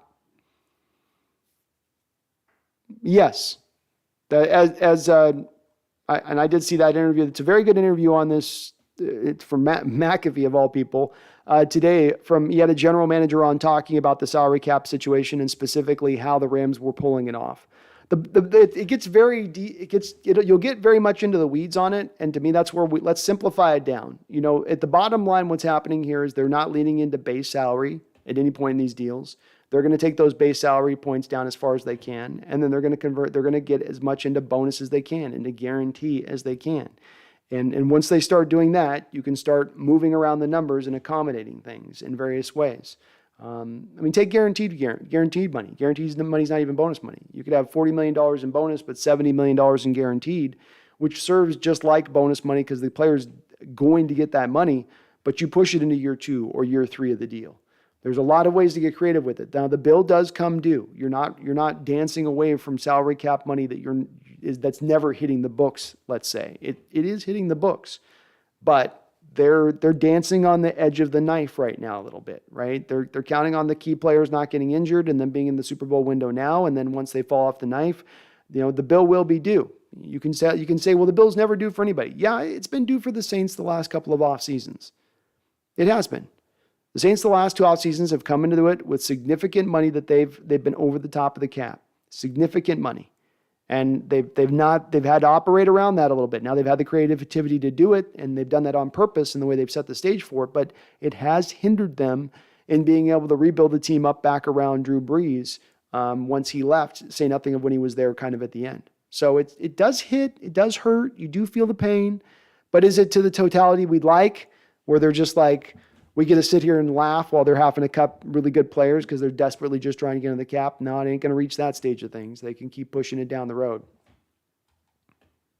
And again, Sean, part of why I say the next new owner for us has got to have that same availability, because if he doesn't, if you bring a guy in who just wants to own a football team, but I don't have a lot of money, well, if that's the case, then we're going to have to win while other teams like the Rams are able to do this stuff.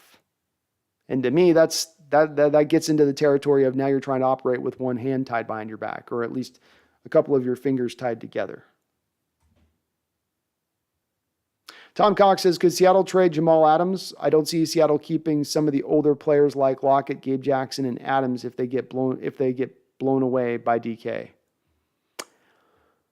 You'd have to pay $16 million of dead money hit, Tom, to trade or release. Well, you trade Jamal Adams at this point, as well as you'd be trading him at his lowest value right now, right? You'd be moving him at the lowest possible spot he's ever been in his career. What are you getting back? A 4th round pick at this point?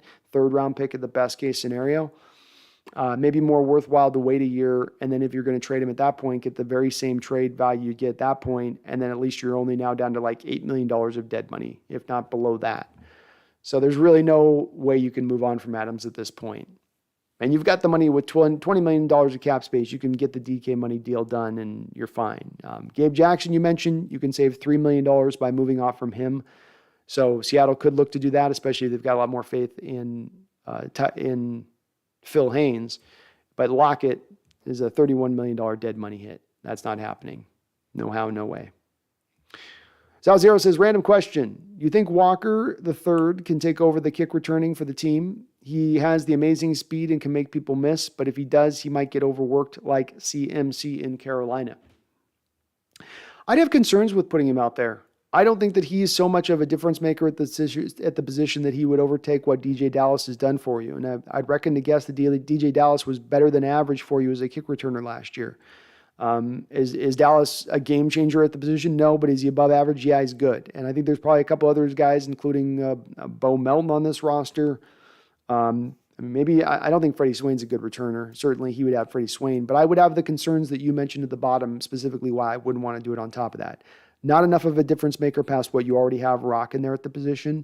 And then the secondary aspect being that I've seen my running back room get decimated every single year for the last 4 or 5 years, pretty much. Maybe with the exception of last year, but even then you lost Carson for the full amount of the season, and Penny was out for half the year, so it was very close even last season. But I'd like to try to keep that running back room as healthy as I can and make sure that if my guys are getting hurt, it's them toting the rock, doing the job that I need them here to do, not kick returns, which have really been reduced. Zao Zero, the effect of the kick return game, when they took out the ability of those guys, remember they used to be able to hold hands, right? You could do a variety of different kind of things to kind of make it more successful than it is now. It's been really removed. They've moved the kickoff up, so it's easier to kick it in the end zone. There's just way less of a need at this point for a game-changing kick returner, especially if you got one who's already above average.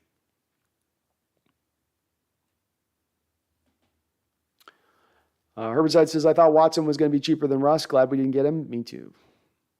Megan says, I knew there was a reason I didn't want Deshaun Watson from day one. There was just something that felt off for me from day one. I felt sick at the thought, even though I didn't know why at the time. That's a good point, Megan. Glad we didn't too.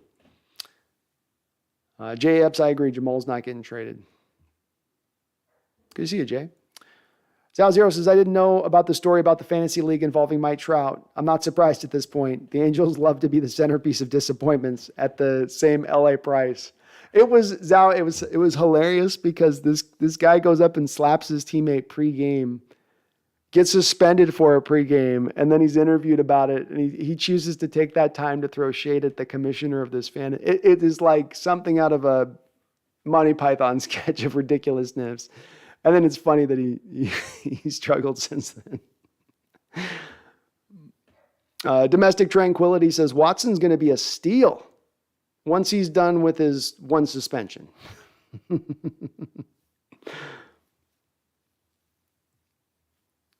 Megan says, I broke my collarbone at the same time as my shoulder, but didn't realize it until 2 months later. Oof, that's bad healing there then. It's not a good heal. It's a bad healing. Is it going to hurt?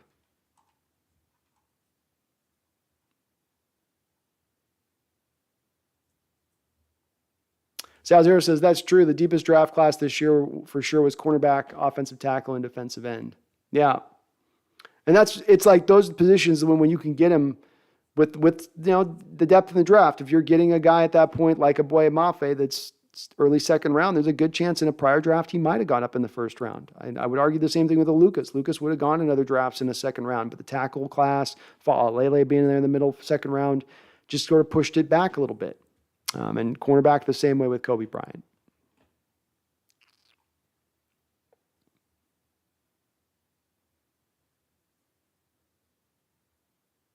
Why do I walk in explaining anything?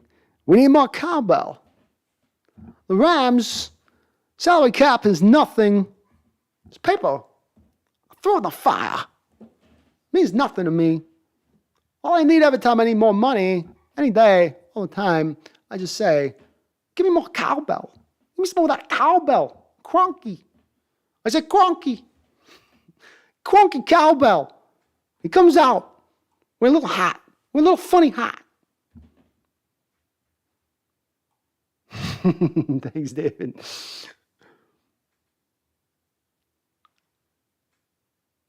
Maybe you like the Cassell? The Cassell rocking today. Jordan Clark, the more Super Bowls a player wins, the more dealerships he can open up after his career. That's true. How many did Elway roll? What did Elway do? He's got 64 in the Colorado area.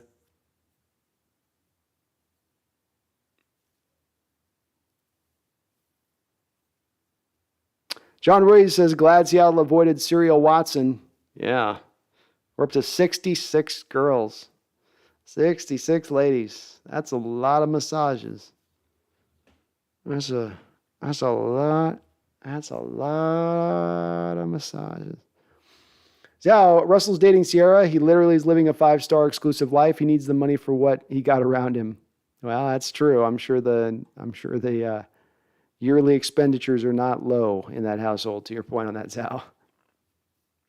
Chicken God says, in addition to Denver's questionable offensive line you talked about, the receiving core is not very good at all. Jerry Jeudy struggles to get off bump and run coverage and to create separation.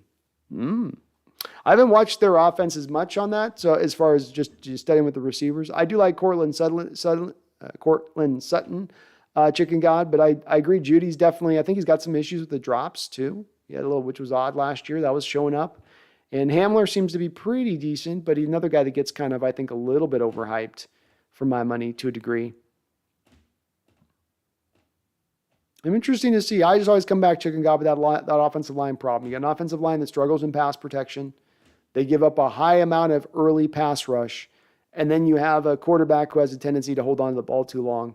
Kind of feels like, fire going into oil, And I could see that being not necessarily just decimating them next year or making them a team that can't even get to playoffs, but being a problem and one that they don't have a solution for by just flicking their fingers and being like, oh, we'll just flip the scheme in this direction and we'll just solve this. No, you need to solve it now by bringing in the personnel.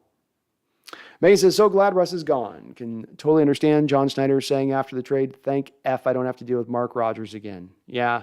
Somebody else was mentioning that above. That Mark Rodgers is absolutely, I don't think, going to make any friends with any general managers in this league. And you could make the offer that that's not the job of an agent. In fact, that's probably the opposite of what the job of an agent is to do. But I think you can push to the other side of that too far as well, where you grind the gears too much and you start to put sand in the works, and it really holds everything up because you're drawing such a hard line. It's going to be fun to watch these negotiations with Denver. I as well think that everybody that's going, oh, well, this initial 4-year, $250 million, this is just him throwing initial shit. No, this is the beginning of negotiations. This is just the beginning. And let's make no mistake about it. We could very well see it be the Rodgers coming back to the Denver and trying the thing he tried here in Seattle, which is saying, you'll give me a yearly percentage of the cap to Russ, and it's going to be 17.5% of the cap, that would be the mark that he would be going for. And to give you guys, let's see, on a 200 and let's say the cap goes up to next year, $230 million in 2023. So if he's wanting 17%, I didn't do that right. So 230 times there. So yeah, 50 million. Actually, that's not too bad. 17% is only 39 million. It's not too bad. 17%. I don't think he's going to do that. I think it's going to hurt him. It's going to cripple him when it's all said and done. Rodney Preshno. What's up, Rodney? It says the offensive line for Denver is not all that good. I think Russ is going to struggle in Denver. Without his legs, he is screwed. It's the part we know with Russ, at the very least in recent years, the mobility has gone down a little bit. And you put an offensive line that can't pass protect, and he tries to fall back on those legs. We've seen how sad that can end up, play in and play out. He's not a guy that wants to throw the ball away. You end up in 3rd and 27 because he's ran backwards, back and forth, thinking that he can serpentine his way out the back of a pocket, and he just can't.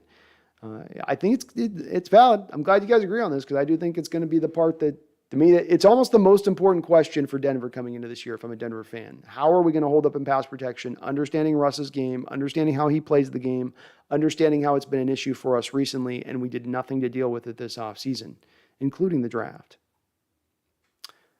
Moto says, big like dropped. Thank you for doing that. If you do like what you're listening to, please do hit that like button for me. It's a small, simple thing, I know, but it's a thing that helps me out tremendously. Makes me show up on other Seahawks fans' searches on YouTube, which then gets me more subscribers, more views, and just helps us grow. So thank you for mentioning that, and please do hit that like button. Motive says, yo, everyone, I made it today. No watching the rerun. Hell yeah, Motive. Good to have you in the house.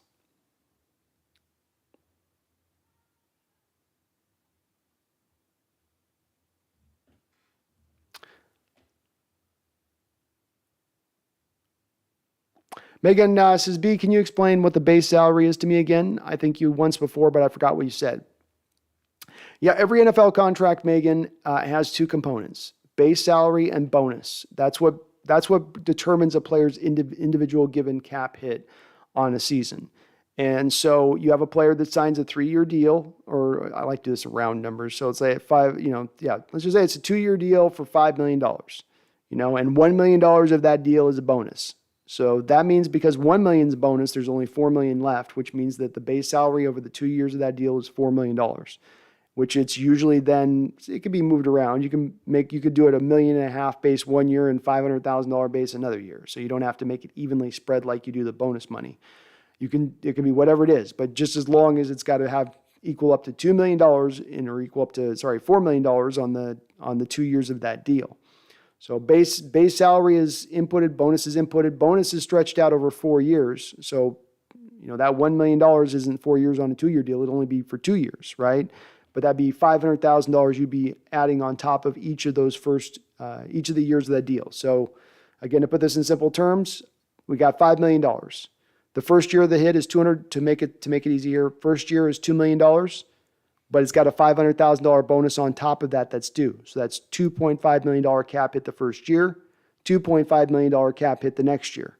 Now, I try to make that nice and rounded up for you, Megan, but the bonus money can be anything. You can move it to whatever you want to move it to. But what the Rams are doing, Megan, essentially is they're taking that bonus money down to a bare minimum, which in the NFL, a bare minimum bonus money, a base salary for a bare minimum in the NFL is $1.5 million. They then they're putting everything else on the bonus side of it, so that then they can spread the cap out as far as they possibly can, because they're keeping that first part of those two numbers that equals out to that bottom line number. They're keeping as low as possible, no matter how big that secondary bonus number is. I hope I got it clear on that one. That was a little bit muddled, but it's essentially the money they're owed, Megan, that's not bonus. The money they're owed that's not bonus. John Williams says, not surprised, Abe, his first team tackle. Me neither. He's got, as I've long predicted, John, I think he'll be there day one. Started training camp, he'll be there. He's got 30 straight starts at the college level. He's pro ready. Let's go.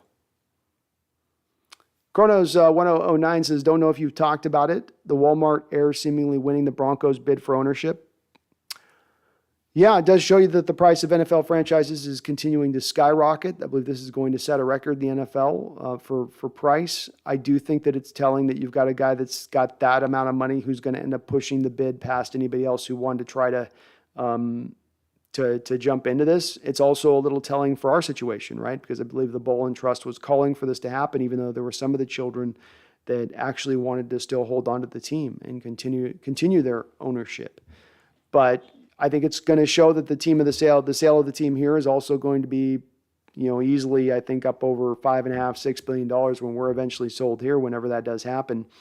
And it's going to probably be a big fish, Kronos, that comes in. You're not going to see some small conglomerate of local small business owners all coming together to try to ratchet up the bid. When you start getting to $6 billion, you're up at a spot where not a lot of people can kind of reach that mark, even in the richest of the richest rarefied air that exists. Sal Zero says, I believe in Schneider way more at the quarterback position than Pete. He found and knew Russell Wilson way before Pete. He wanted Allen, and I'm not surprised right now if he had specific quarterback he's raving about. I agree with you, Zao, and I'm going to get your comment. Let me get a little more coffee. Be right back.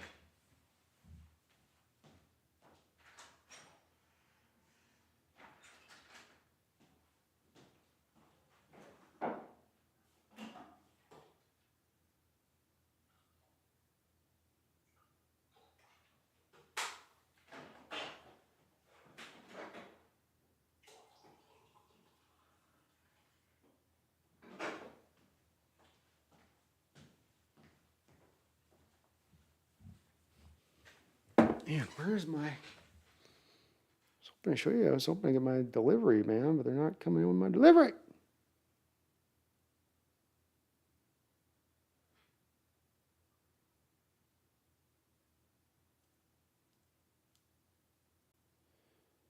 All right. So I'm with you. I do have some faith in Schneider. Someone mentioned above there about how Schneider was at Josh Allen and Patrick Mahomes' pro day, even when they had Wilson here. And of course, it was to the chagrin of Russell Wilson at that time. So there was definitely a little bit of that going on. He's got a good eye for quarterbacking. I will say he was also the guy that did sign Matt Flynn to, with the 5-year, $26 million deal or whatever it was, based off of basically one good game by Flynn and Schneider's connection with the Packers. So he does have a miss on his record as well. Nonetheless, I do like him in looking at the young guys in the draft and targeting a young guy. I think the final thing that gives me almost most confidence in it is the lack of the fact that he didn't go and force himself to target a quarterback in this draft just because pundits were telling him to do so, just because analysts were just telling him to do so, because some fans were telling him to do so.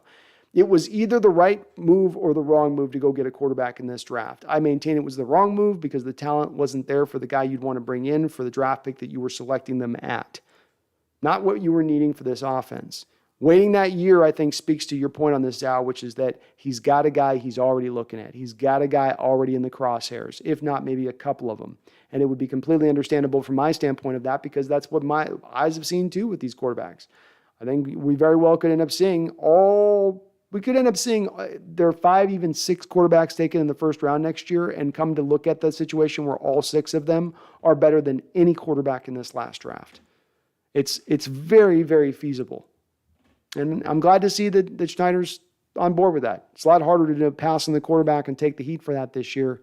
Well, thankfully, nobody's given him a lot of heat for it, but it's good to see that they did. It speaks to the fact they've got the right kind of confidence level in this and are making the right decisions with it. Mike Botts says, any chance that the NFL will have a Canadian team in the future?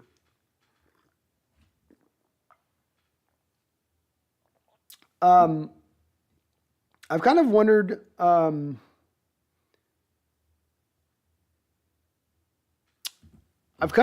that.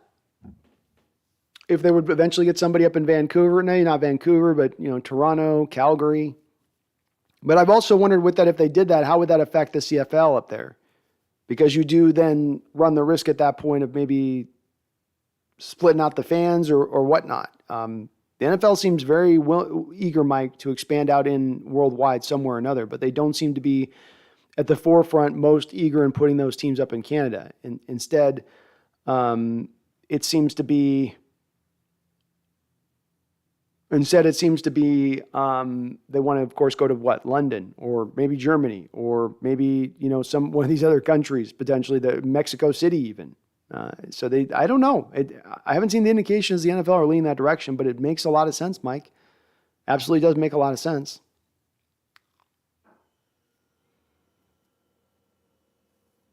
Mike says in the future, I could see it. There's some cities that make Toronto would be a great city for football up there. Calgary, I think, would too. I don't know Vancouver, if they would do it with Seattle being so close to Vancouver, maybe.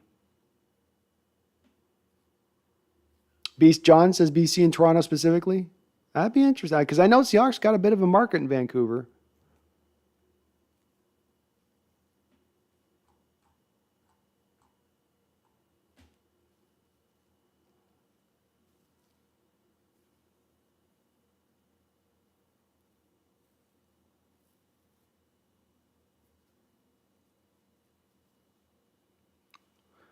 Chrono says there have been quiet rumors flying around about the NFL looking to expand beyond 32 teams here within the next decade or two. Oh, it makes a lot of sense. It's been a while since they've expanded. Hell, when I was a kid, it was like all those leagues were like, maybe not baseball. Yeah, everybody was kind of expanding when I was a kid. Football did it a couple times, right? When I was growing up, you had Jacksonville and Carolina and Houston. But they're about due. It's about due. And Canada makes a lot of sense. I tell you, I can't understand the London stuff or Germany stuff. Who's going to do that kind of flying? It's too much flying. You can't ask the home teams to be doing that, much less all those teams that already got to travel as much as they do. I just don't think you could pull it off. Not until flight comes along where they can get on an Atlantic flight where you jump on and it's like used to take 10 hours and now it takes like a half hour to get over there and you got none of the lag anymore.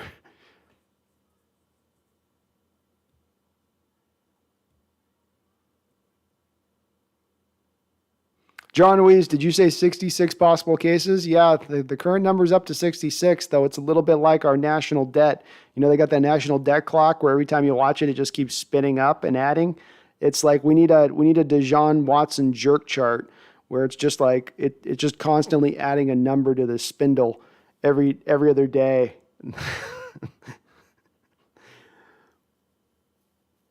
Charles, Norman Donald was awesome. Gone way too soon. Megan says the Celtics just beat the Warriors. The Bear and I are thrilled. No, we got a series. We got ourselves a series. John Weiss says Cleveland swallowed the whole shit sandwich without chewing. Yeah, they did. They just threw that thing in. They said, "What do you got? Just throw it in. Throw it on in. Right down the gullet. 200 all that money guaranteed. You didn't put what? One private. I'm gonna reckon to guess. I'm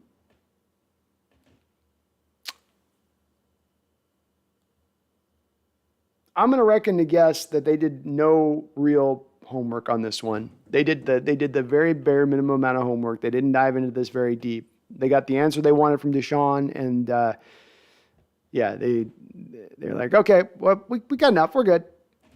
That'd be my guess.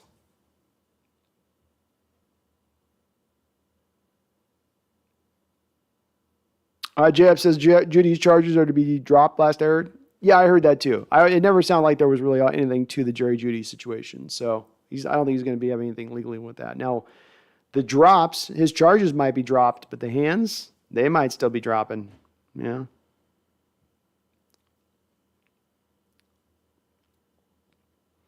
Motive says it's crazy you have some money and it's hard to make changes stick. I did 12 hours of work crew and paid $200 fine for slapping a guy who undercut me on purpose on the concrete basketball court.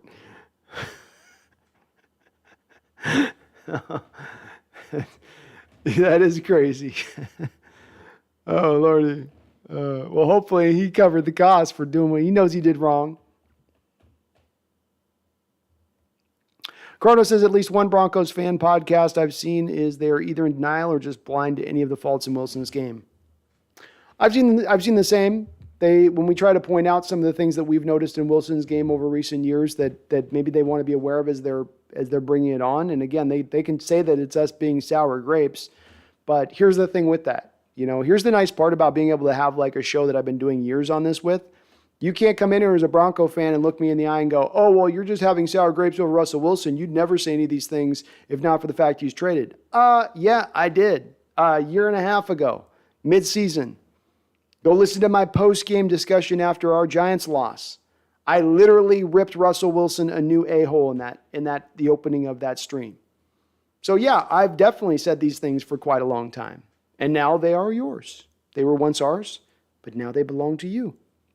And Denver fans can say that it isn't there, and they can cover their eyes and put their fingers in their ears, but it's not going to clean up the things that are there in his game. And again, let's get into nuance. Let's get into gray area. It's not to say Russell isn't a really good player and still a highly effective quarterback in this league, but he does have aspects of his game that he's not grown that do cause him detriments come game day.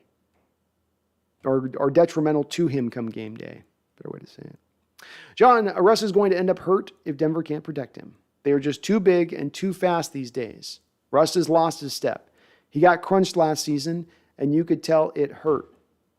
Oh, I could too. Yeah, those hits add up. They accumulate. I'm harping on this, but it's the part that just blows my mind with it. Denver watches the Seattle situation. It's a common trope at this point that people trot out that Russell's never been given any pass protection, offensive line. He's had the ever-loving hell beat out of him. It's not that it's not factually correct. It is correct to a degree on it. But the thing is, then you bring this guy in and you put him behind the same problems that you just talked about having when he was here. That's the insanity part to me. If you're going to bring in Russ, as I've said, embrace him then, Don't just bring him in buck naked, throw a blanket on his back out in the cold and go like, there, warm up, man. Bring him in and get him warm, get him next to the fire, get him some offensive linemen, get him a left tackle, get him a franchise left guard, get him upgrades there. They had money to spend. Hell, they're only on the hook this year for his base salary. They had money to spend. Instead, they go out and they get DJ Jones and they get Randy Gregory. And then in the draft, they go get a tight end to, I guess, replace Noah Fant, even though the Denver Broncos fans told us Albert Ogwacham was the guy that was going to take over for Fant. But I guess they weren't so confident in Albert because then they went and drafted Greg Dulcich. It kind of just didn't make sense to me, the way that they ran it. The Bronco offseason didn't go quite together in a way that made any sense. How much did Paul Allen pay for the Seahawks? A couple $100 million. It wasn't much. Yeah, Megan's got it. $194 million. Boy, that looks like a 1997, $194 million. Now it's probably worth right now at the moment $5 billion. That's a pretty good return. So is Lewis a better left guard or right guard? I thought he did well at right guard, but read that he's at left guard again. I watch everything you said in your statement is 100% factually correct. He is better as a right guard than he is as a left guard, considerably so in my opinion. He's not being, as far as it stands right now, moved to left guard. I don't understand why they aren't seeing the same thing, but they've decided that they're going to keep him at left guard for the foreseeable future. I think he would be I think he'd be dominating at right guard. I think he's going to kind of be holding on at times at left guard a little bit.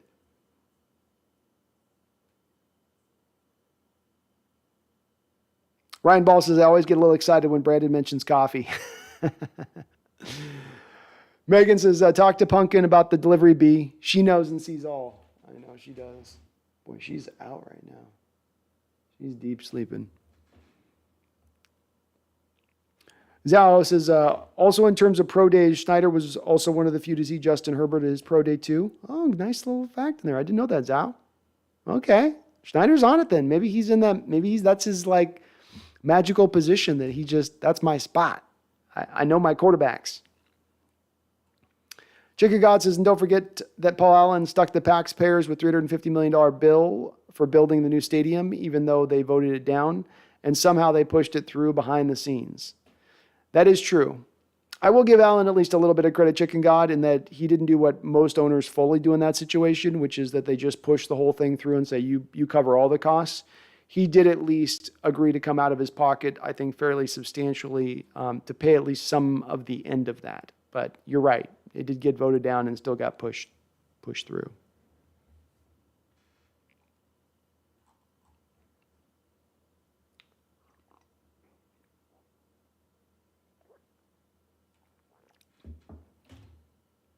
Motive says, that's so amazing. Definitely a good investment. He did some similar stuff in Portland, getting the Rose Garden built for the Blazers. That man knew what he was doing. He did. A great owner. I mean, just you couldn't have drawn it up better of what you would want for an owner, and then what we got here in Seattle and Paul. I think he's gonna cast a large shadow for many years to come. Megan says the Hawks have just taken the 12s to Canada, called number 12 North. Not sure about a team. Yeah, I'm not either, Megan. I think the Seahawks have been firmly planted in Alaska, in Vancouver.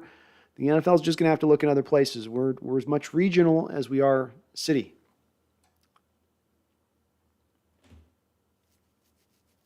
Yeah, then go to Toronto, John.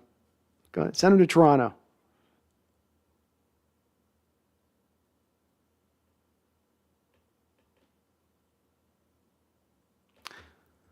May says the stadium was built between 2000 and 2022 on the site of the Kingdom after voters approved funding for the construction in a statewide election held in June 1997.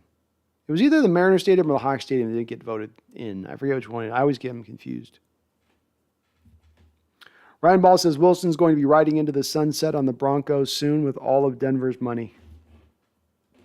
It's going to be a hell of a golden parachute for our guy as he finishes out his career, isn't it, Ryan? Because you know Denver at that point, regardless of the year he has this year, if Russ goes out and falls on his face, Denver's going to have to pay him. All the draft capital you've given up, what you've put behind him, you're going to have to pay.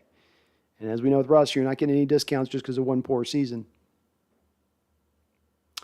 Mega says there's talk recently of the NFL coming to Australia. See, I know, again, it's going to be an incredibly long trip coming there too, but that's again, a country that makes a lot of sense to me in setting up an NFL franchise just because of I think there's a lot of course, connection there with rugby already, and that just it would sweep over Australia, Megan. Like NFL would be the biggest thing there going. But then we lose you, Megan. Then you have to go to your local team, the Sydney Great Whites.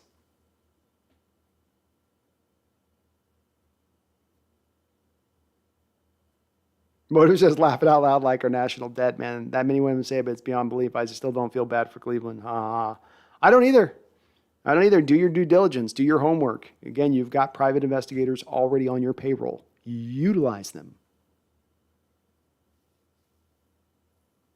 Cleveland is screwed, Herbicide. $230 million guaranteed, and he goes on suspension for a year, maybe more when this stuff all goes like...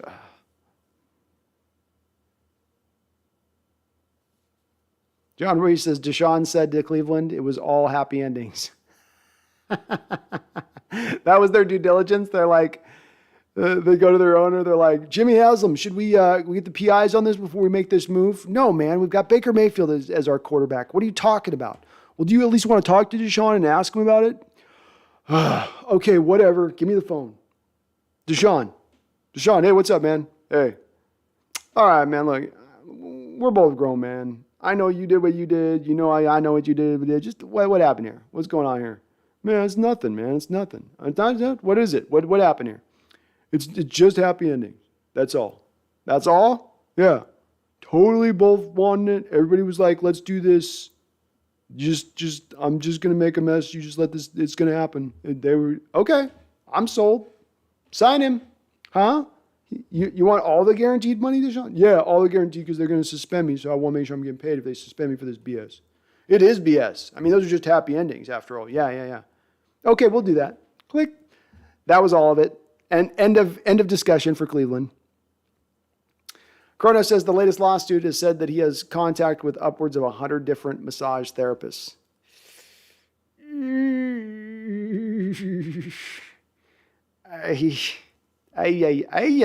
Deshaun. They're going to break it. They're going to stick it in and break it off.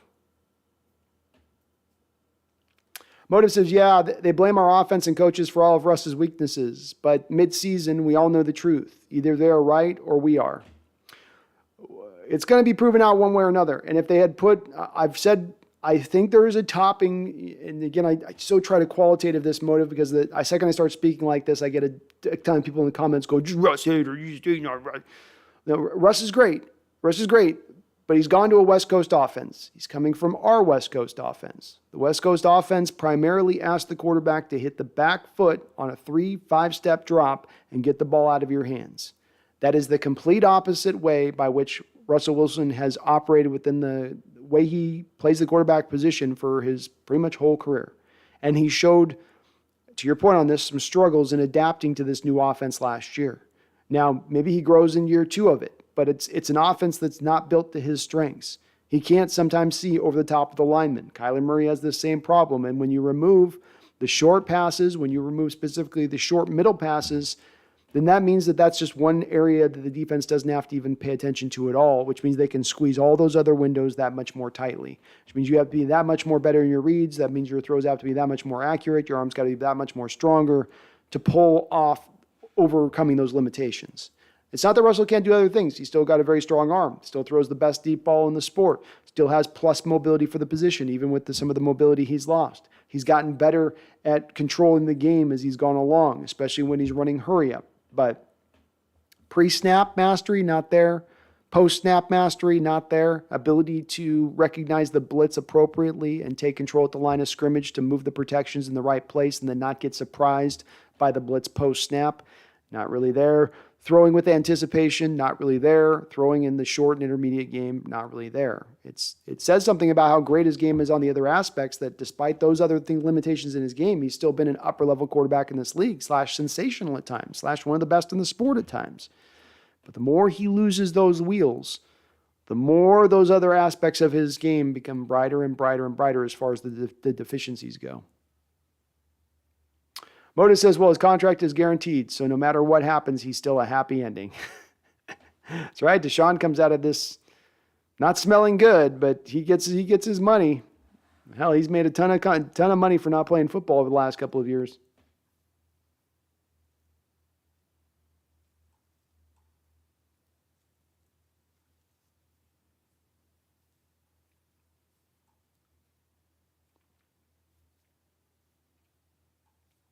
Oh, Charles, sorry, I missed your deal.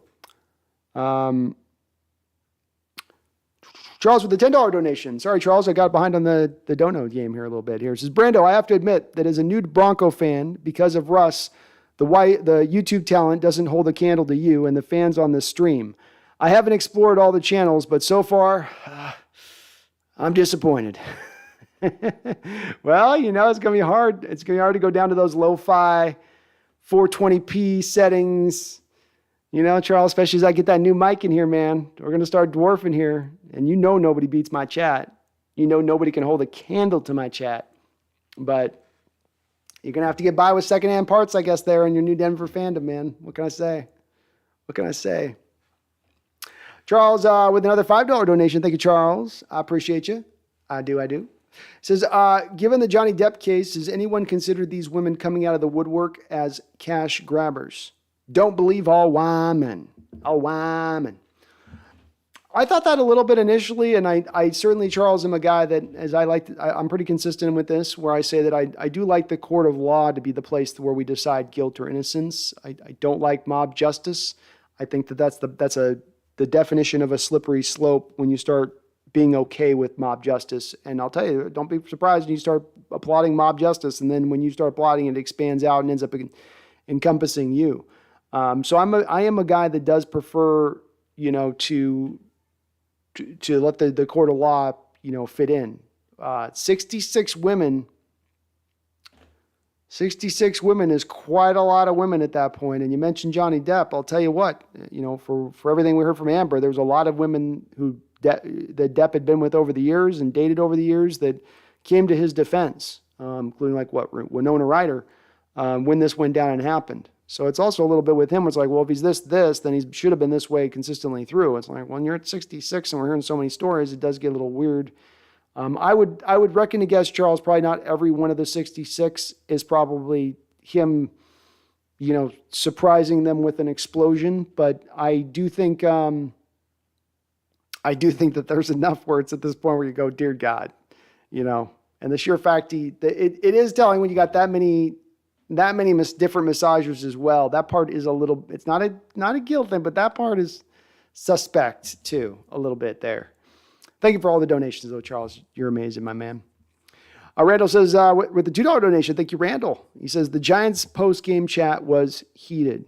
Yeah, that was one of our more heated post-game. I was as hot in that post-game as I had been as far as Russ and the way he played. And, I went at it, and then I'm dealing with New York fans. We had half of the freaking Bronx in there. I mean, it must have had almost 20,000 views on that video just because it was New York fans coming in and telling me they're going to go win the Super Bowl now. We're going to win the Super Bowl. We kick your ass in Seattle. Then we're going to come back out here and we're going to kick you over here. That's how we do in New York. Hey, hey. We're the Jets, baby. We're back. We're back, baby. Pop your brakes, guys. You beat us in one game. Oh, no, we kicked your ass. We caught McCoy. That was a rough post game. That was not a fun one, Randall. I'm glad you were there with me, man. That was a little like going to war. Fighting off New York on one side and Russell Lovers on the other side. I wasn't winning in that chat. John puts it well. Amber Heard's one woman. I find it difficult to believe 66 women are all lying. That's just me. Well, I'm with you. It does get a little hard to believe at that point. And, we're not getting anything in resolution. I'm not seeing any settlements either from him. Jay Epps says, your unbiased opinion on all things Seahawks is one thing I've always loved about this channel for the last 3 years. You tell it how it is, not how you want it to be. Respect all your hard work. Thank you, Jay. I really do appreciate you liking that part of it and it resonating with you. I think it's the part that at times I've wondered if it's the right approach for me to take with this channel, in that, you see that there's more of a YouTube draw at times for people just waving the pom-poms and keeping things bright and shiny. And I'm generally optimistic as a person, but I do have a hard time holding my tongue when I see something not right or wrong. And I do like to think, to your point on this, Jay, that being honest with it and being true with it, even if it means I got to pull back the curtain on the ugly, will still, at the end of the day, people will appreciate that because they'll recognize at least you're being truthful and honest about it. And I'm not trying to glom something up or cover something up. So that's my aim, man. That's the aim I'm at with this channel. That's where I want to go with it and stay in that kind of lane of things, kind of come what may with it, because I know it will at times bring blowback and people will get in their feelings because you'll say things they don't want to hear about their favorite player. But it's like, sorry, if it's the truth, it's the truth. I may be wrong about it, but I'm at least being honest. Riverside says, where there's smoke, there's Deshaun Watson fire. Grug, they're seriously ruining Damian Lewis's career by playing him at left guard. Just let him dominate his natural position, man. There's a reason he made the all-rookie team. Great, well said, Greg. And I share your frustration with the situation. This is the why do this is my whole thing with it. You brought in Gabe Jackson to do what? What's Gabe Jackson doing? Well, we move Damian Lewis from dominating right guard to be below league average at left guard, so we can bring in Gabe Jackson to be at about a league average right guard. Huh? Why don't you just leave the dominating guy at right guard and then go get a good left guard, and then cumulatively you're better on the whole? They didn't take that approach with it, but it's the reason why anger on this is a righteous anger, This kid gave you the best play on the offensive line that you've seen from an offensive lineman walking in the door in his rookie year in 10 years. 10 years. You hadn't had one offensive lineman. I'm not talking about a first-round pick offensive lineman. I'm saying a rookie offensive lineman who walked in and had any kind of impact whatsoever. For the first time in 10 years, you got that out of Damian Lewis. And then you go the first offseason that you have him and then move him out of that position to a different position, which, as I've said, tears down some of his strengths and then throws his limitations on brighter display. Instead of 1 tech defensive tackles, now he gets 3 tech defensive tackles. And pass protection is not the strength of his game. It's run blocking. It's so odd, Greg. I don't know why they did it. I wish I could understand better from a background standpoint about what they were thinking there. They just were like, we just don't have any options at left guard, so it's going to have to do what we got to do. Especially, Greg, when you got Phil Haynes on the roster. J-Up says, with 66 women against him, it's come down to that someone is setting him up to ruin his life, or he's just a predator. I tend to believe he's just a predator. Does start to get that point at that number, doesn't it? You know, it gets hard to be like, 66. It's a lot of women to all just be like, let's go get our money. King Bomber, the redemption of the Jamal Adams trade if Russell plays terrible in Denver. The redemption is still there to be claimed, King. He can still recoup what everybody feels like is an affixed loss. He still totally can. As someone mentioned above, he's only 26 years old. He's not an old player. If he can stay healthy, and now that he's fitted more into a defense that's better outfitted to his game and the way he wants to play, his style, that should bring about better returns, in my opinion. I wouldn't be the least bit surprised if we get more of an all-pro like Jamal this year than the one that we've had.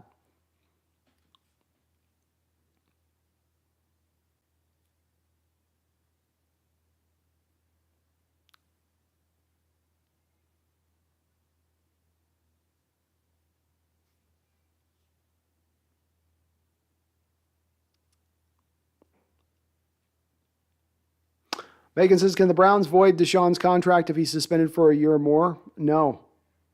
They gave him guaranteed money, Megan. They said this money's guaranteed. And that's the thing of saying that's when you put that on that in the language, it is what it is at that point. It locks it in.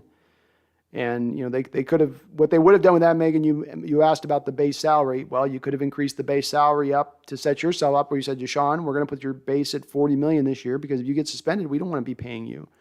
But this is Megan, you're touching on, this is why the move was so stupid on their part. Not only to make the trade for him when they hadn't done the investigation in the background to find out if there were more people coming or if this thing was not just going to maybe keep burning and raging, but then also to give him that bonus money. No quarterback in history has been given that amount of bonus money, Megan. He set a new mark for bonus money in contracts with this deal. So egregious. Charles says, I can't believe he made these women stroke him off with a blade to their throat. Where did they make a choice?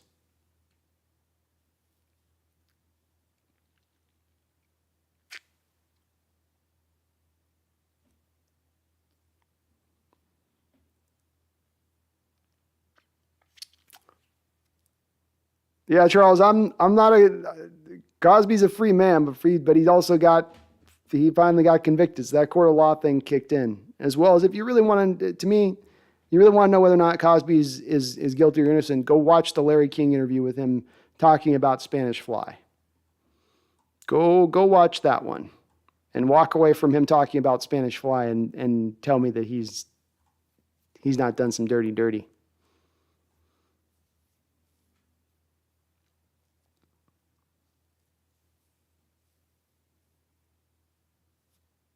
Alexander Wheeler says the NFL can void a player's contract if there are extreme circumstances. They had to do a similar thing when Vic went to prison.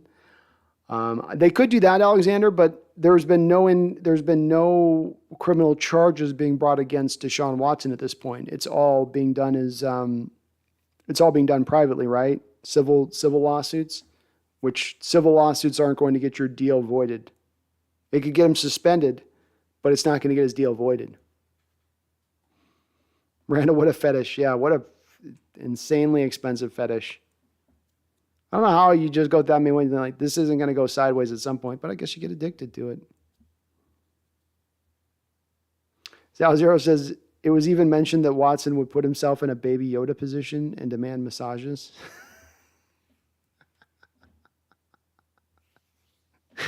Baby Yoda position.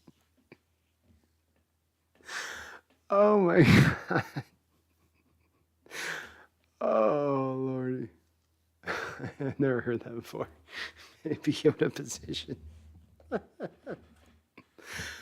Oh, Rob Terrell, great show as always, B. Do you think LJ Collier has a chance to be a starter? He's a little larger at 290. I believe he's more athletic than Monet and Ford, in my opinion. Thank you for the kind words, Rob. LJ's got a chance. I do think eventually, when it's all said and done, that he's going to be released, absent him suddenly turning it on this offseason.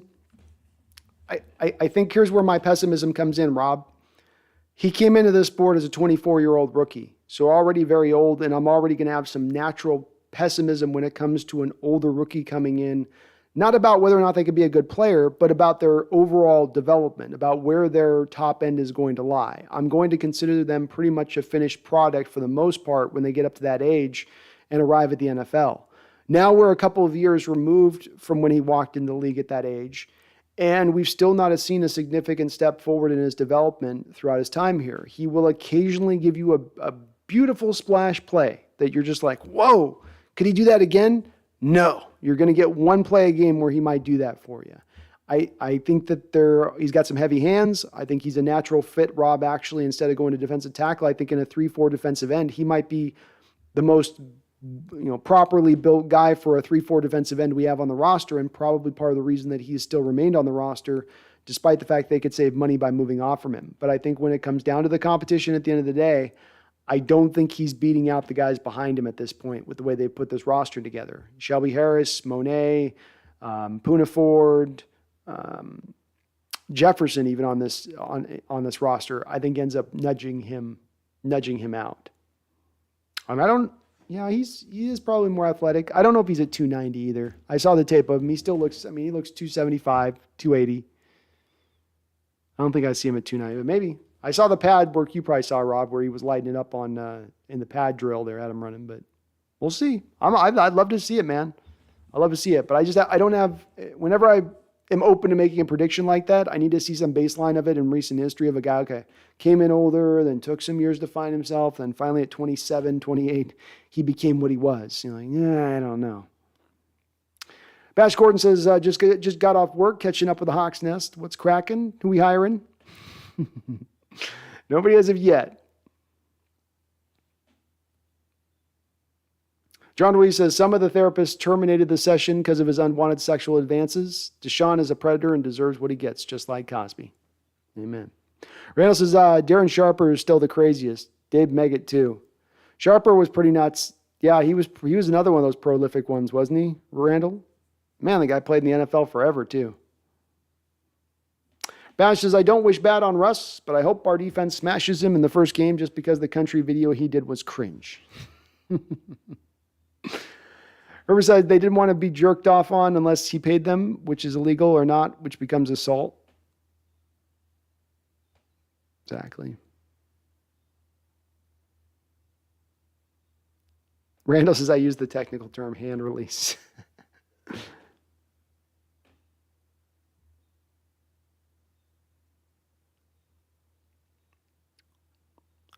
Charles with the $5 donation. Thank you, Charles. Appreciate all the donos today. Says, so we're saying a handy from a parlor is a crime that women can't pick up and move on their lives from? Not from my experience.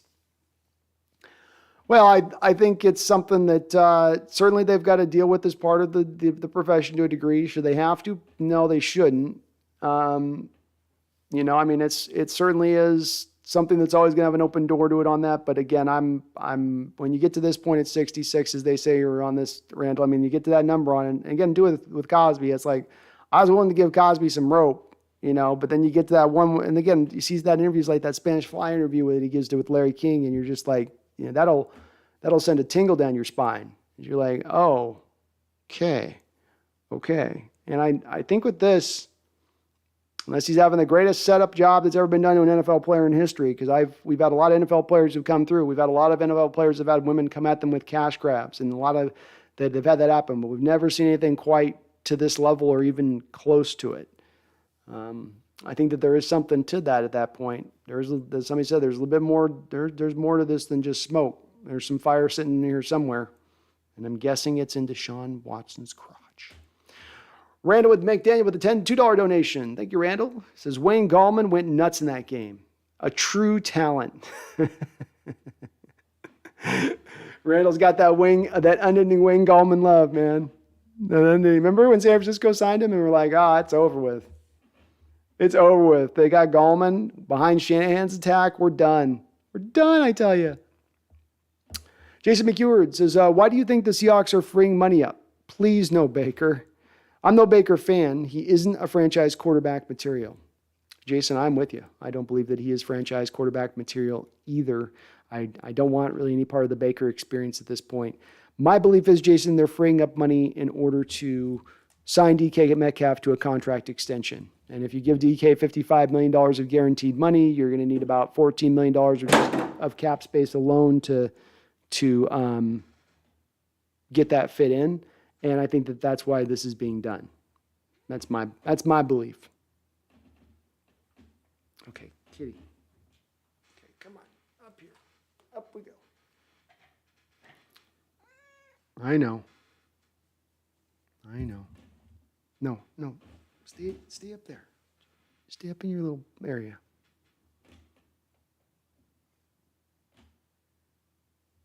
Bash says, I believe at least 70% of Deshaun Watson's women are probably cash grabbers, but if there's even just one woman with a claim, that's too much.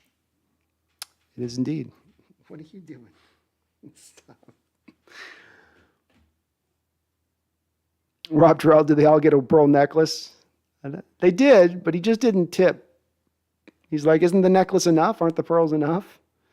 Bash, yes, that is not Seahawk worthy. We are all humans here, but we respect human life, and I would expect the team I love so much to do the same. Men or women, I can't stand people who oppress other people. Me as well. Again, it's, I think Charles has put in perspective on, is this the same as rape? It's a good question to ask. Do we put this in the same mold? No, but is it bad? Yeah, it's bad. And is it into that kind of category? It sure is getting pretty close there. Megan says, the only post game that was worse for me was the Cardinals beat us as my brother rang me from work and I got shit for weeks. I bet he did. He was probably sitting there, you had your call already up on the phone, just waiting for it to count down. Bash Gordon says, a mega pint.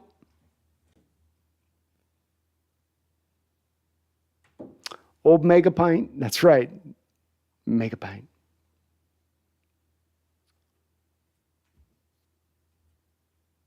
I remember the mega pint. That was classic. Brian Woolery says, I want Bezos or Ballmer. We need to have cash to compete with the Rams. I'm with you, Brian. You're touching on something I'm worried about here, which is you have two teams and franchises that are going to be able to maybe potentially throw that money around in the way that you can't. And now you have to be that much more perfect in your drafting and the players you sign in free agency. And it's hard to have to be a little more perfect than your competition, who then has a little more room for error, especially in a sport like football where things can go wrong at the drop of a hat, and having a little more flexibility there is a nice thing to have. Bash Gordon says, man, I wish I was there to help out with the Bronx fans. I got some snippy words. Also, I can be a bit cheeky when defending the Seahawks. Oh, they were coming in force. I don't know what happened. I got put into some New York forum or something. It was incredible because we would only get a couple thousand people at that time into the chat for viewing. And I was getting by the end of it, I was just like, what did I say? It felt like half New York was in the chat. I'm going, what is going on? Why are you guys in here? Go celebrate your victory in a New York YouTuber's chat. Leave mine alone. Go away. I appreciate the likes, appreciate the subs, but go away. It was one of those.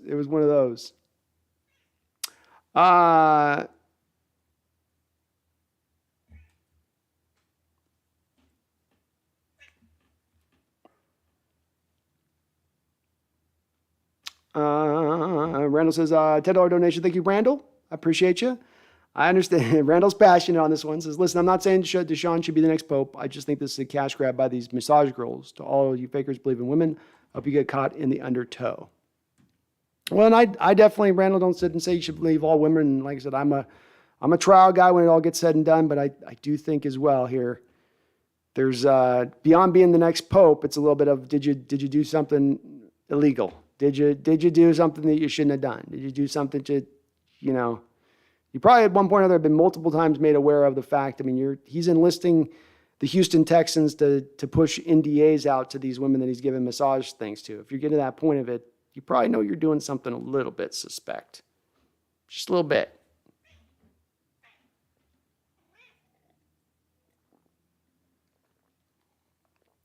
Rob Terrell says, how about those Mariners? It's like I've been saying, Rob, have patience with this team. A lot of people were bailing off when they were doing bad here about 3 weeks ago, and they go, oh, it's the same old Mariners. Those fans out there that exist. And I say, give it a chance. Mitch Haniger is still going to be coming back at some point. We had Lewis coming back into the frame. Things were developing. Julio was coming along. Yeah, Kelnick was going back down, but it's a long season in baseball. So many games they play. And you just got to, you'll go through your ups and downs, but if you can just get hot right around that All-Star break and be around 500 at that time, especially with the extra playoff team that's available to be played, you can be in it. You can be in it. And thank you, Randall and Charles, for all your donations on the chat today, man. You guys are very, very kind. Very kind. Mike Mott says, isn't our owner the richest owner in the league? Our owner was the richest owner in the league when he was alive. When Paul Allen dies, it goes into a trust. And in the Paul Allen trust, there's a stipulation that's coming to pass here where things need to be liquidated, and so that the money can then be put into all of Paul Allen's pet projects. And the Seahawks are not one of Paul Allen's pet projects. So you're in a state here where with things being liquidated, Mike, it's not the same state as it was in 2017 when Paul was still alive, unfortunately. And that means that there's not as much money. So, the proof of this is how many big contracts they've given out in the last 3 years. They had over $50 million to spend in 2020. They gave up a lot of 1 and 2 year deals out there. They didn't put a lot of big time deals that would have required them to put a lot of money into escrow. Same thing was true over the last couple of years, including this offseason, where the biggest deal you gave out was the 3 year, $40 million deal that you gave to Quandre Diggs, as once again you came into this offseason with $50 million plus in cap space. So you do have the richest owner in technical terms, but not in cash rich terms. And this is all about Mike and my point on this about being able to put the money in escrow. And you have to do that instantaneously when you have the bonus money, guaranteed money. And I don't think they're in that position to be able to do that as fluidly as they could in the past, unfortunately.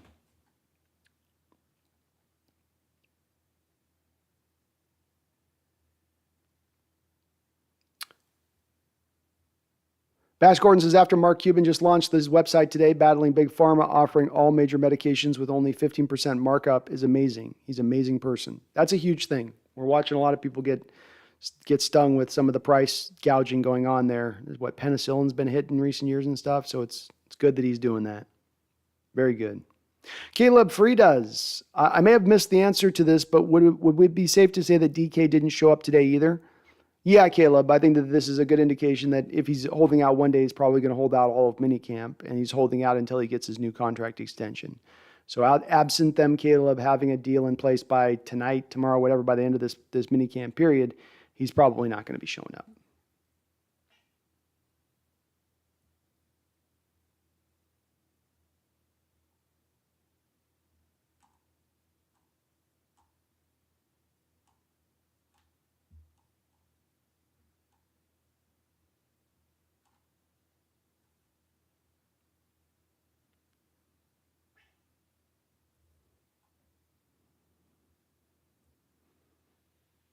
Brian Woolry says cash over cap is the loophole in the salary cap. It's one of them. And there's a couple of ways that you can kind of get around things, but that's one of them. Bash Gordon says, am I the only 12 that thinks we're going to have a really good defense this year? I also believe we're going to have a top 5 running game. Does anybody else think that even close? I think you have a potential defensively to get to top 10. I think it's going to really be based around what they're able to generate from a pass rush standpoint from me, Bash. You're going to need development early from Boye Mafe, at least as a situational guy. Taylor's going to need to take a step forward. But they've got the talent to do it. I think we got to see more of it coming together to make the prediction fully. I do think there'll be a top 5 running offense, though, because there will be a true commitment to it that's going to be unbreakable. I watched as Collier's a bust in my book. He's a bust in my book, too. I think he got overdrafted by the Hawks, which is part of the hard part in viewing him and looking at him through what he is and how to see him as a player. Because if he was a third-round pick taken like this, it would be maybe still a bust, but it wouldn't be as stingy as it is right now. But indeed, it's a first-round talent that has had many games where he's been healthy and he's been a scratch inactive because team just doesn't trust him. And he's not really improved over his time here. Maybe a really good person, maybe a really hard worker, just hasn't come together.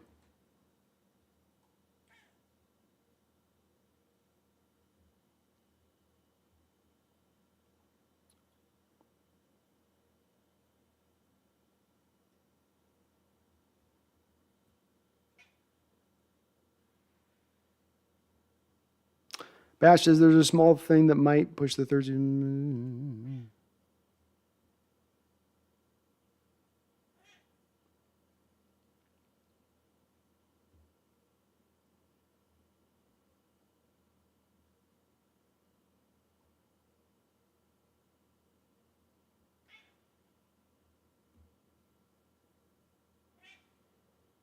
This is pretty much how it went down, Beep. Funny how there was total radio silence from him when we beat the Cardinals, though. Herbicide Ziggy Ansah was the worst. Yeah, Megan, they don't have a lot to say when we beat them, do they? They get real quiet real quick. Ziggy Ansah was the worst. But another one of those contracts like I'm talking about where you give a lot of money up, but it's on a short-term deal. So you're basically just paying to the salary cap that year. You're not putting any real future money at stake on that. And yeah, that was a deal in retrospect. You went, really, guys? Who else was offering anything close to that deal for Ziggy at that point? And Rob Terrell, I'd be okay with Ballmer. I would. I think he's my kind of front runner. Chris Beck says Bill Gates should buy the Hawks. I don't think he's a football fan, Chris. I think people have presented it to Bill before. He's like, I'm just not a football fan. Mr. Kane B, I can't hang out now, but I'm looking forward to watching the stream later. Truly appreciate your great work. Oh, thank you, Mr. Kane, my brother from another mother. It's good to see you in the chat. I think we should just win the next couple of drafts like this year before spending huge money. Doubt free agents want to come to Seattle anyway. Got to keep DK, though. Yeah, I mean, I'm okay this year holding on to the money I watch. I don't know if I would be as okay with it going into next year. I think especially with where you put your roster, if I go and get my quarterback in next year's draft, I want to put this team in a position to try to go and compete then and truly compete. I think that means that you're going to need to use the money and not be as conservative with it as they have been. Stretch things out a little bit, squeeze a few more contracts in under the books to add a couple extra players you haven't in previous seasons because of the way that you've pushed the cap. But we'll see how it goes with it. They're taking at least a good long-term approach on it.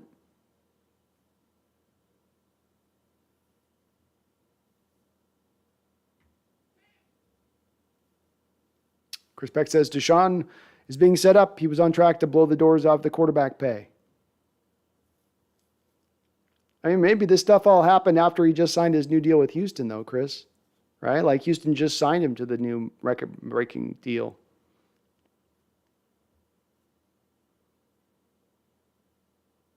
Chris says, imagine owner Gates in Pfizer Field.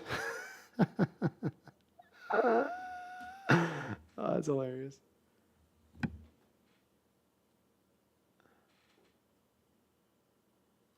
Mason Dale says, still early, but with how we drafted the new allegations, I think we dodged a bullet with not trading for Watson. A big bullet.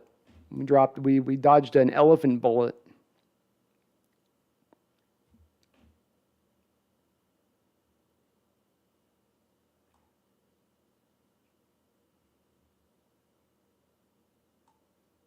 Megan's calling kangaroos vicious. They look vicious. It's those feet, right? It's those velociraptor feet they got.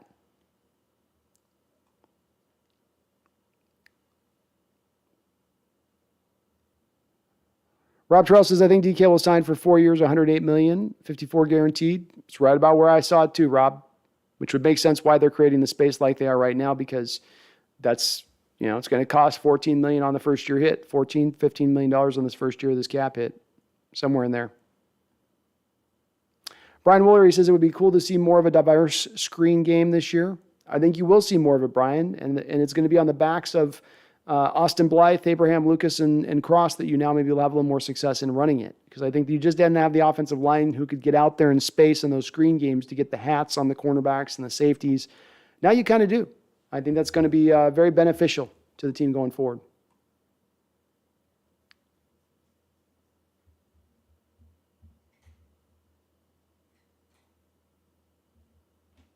I don't know. I think I'd take my chances with a kangaroo over a moose. Moose will stomp you to... Moose will curb stomp your soul. Kangaroo, I've got at least a puncher's chance. Bash Gordon says, the more I watch Will Levis, the more impressed I am with him. He really reminds me of Josh Allen or an even faster version of Steve Young. Same, man. You can see why he's my number one, and he's been so for quite a bit of time here in this process, this early process of looking at these guys. I mean, I like him at this point a lot better than the other guys below him. There's good quarterbacks. There's just something to him that I think is a little bit of a difference-making component that I don't know if I see on the others necessarily.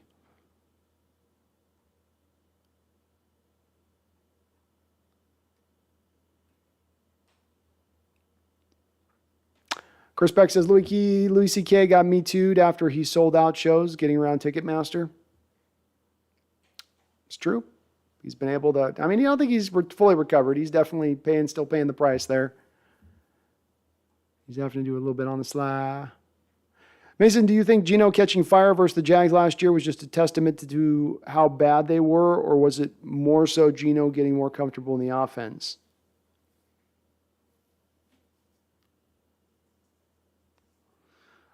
I would probably lend to believe it's the Jaguars coming across the country to play in Seattle, and maybe they just laid down one of their eggs of the year in that particular game, and Geno was able to take advantage. I think, too, when you have a new quarterback like Geno taking over for Russ, and Russ playing the game in a very certain wild way that's very specific to his stylings, that I don't think when you have a new quarterback come in, I think it's quite a shock then for the defenses and how they have to change playing up the Seahawks versus some of the old book on how to play the Seahawks with Russ at the helm.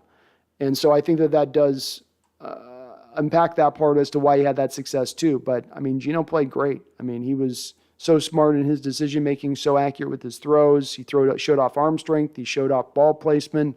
It was pretty incredible. But, I mean, you may be onto something, too, because he played really well at the start of the Rams game there, too. And even in the game-ending interception in that game that looked bad on him, there was a no-call PI that was pretty obvious where the receiver's coming out of his break and the Ram defender holds on to him, and then that allows the other player to undercut the route and make the interception. If that's called there, they keep being able to push that drive up the football field. So I've got some hope for Geno. He's the early front runner right now for the job. They gave him some money. They think quite a bit about him. That's for sure. But I'm not sure, man. I wish I could give you more of an answer on that. I do feel that's what the guy you're going to get this year.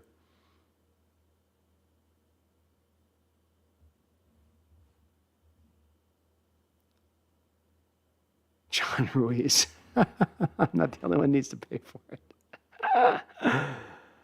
it.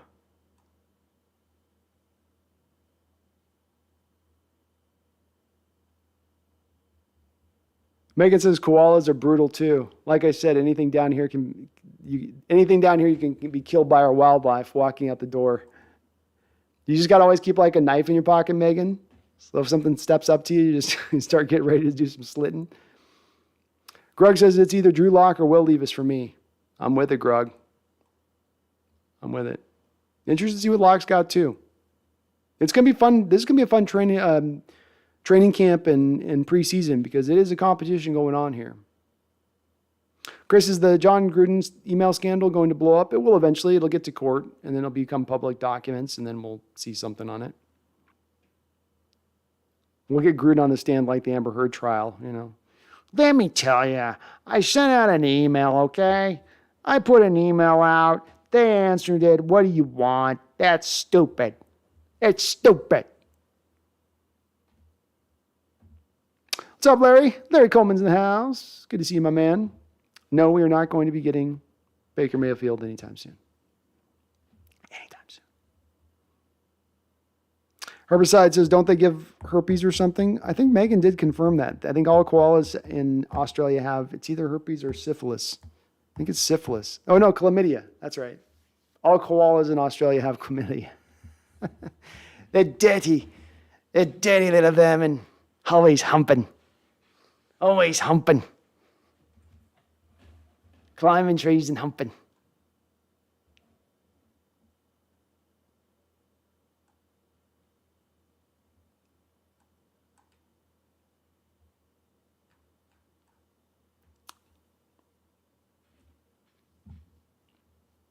Larry says, still waiting for Baker. You're going to be waiting all year, man. Browns just got themselves, Browns are facing Watson year suspension, Larry. A year suspension and no Watson. They're going back to Baker now on their hands and knees. And they're like, please, Baker, please. We're so sorry. We loved you the whole time. It was always you. It was always you. And he's looking back at him with his stupid little beard, and he's like, to hell with you. I'm not good enough. I played with a broken shoulder last year, a broken wing. And I didn't ball out. I wasn't very good, but I played. Come back now. We want you now. You are man. You. No. We're paying you $18 million. You come back, damn it. Okay. All right. J-Up says, I've seen a video today of Drew Lock's first 3 years versus Drew Brees' first 3 years. Lock's stats are equal, if not better than Brees, and Brees had way more help around him. Give me hope. Gives me hope. Me too. I know the video I think that you're talking about, Jay, and I too share the hope that he can do that. I, of course, made a video a couple months ago on some comparisons even to Brett Favre in a similar realm of things. Maybe you could put the same kind of situation there, but I think Brees fits as well. Brees was in San Diego with Schottenheimer. Schottenheimer was a defensive-minded coach with a very simplified offense. We saw some of the tenets of that simplified offense on our own Seahawks over the last couple of years when Schottenheimer was here. So there's definitely that argument that he goes from there, the defensive-minded guy, goes the offensive-minded guy in Peyton, and then he's really able to take off because he's not being locked in the box.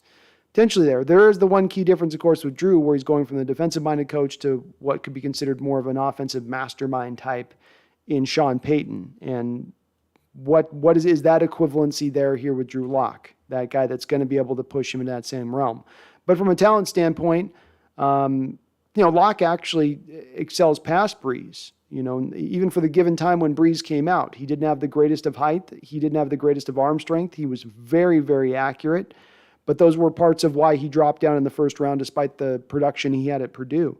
Locke doesn't have any questions about his arm strength, nor really about his mobility. He's at least got plus mobility from the pocket. So he at least has those parts. But I could see it, man, Jay. There's been some stories like this in NFL history of guys flaming out at their first stop and finding that ignition switch come stop number 2. Or in some cases, stop number 3.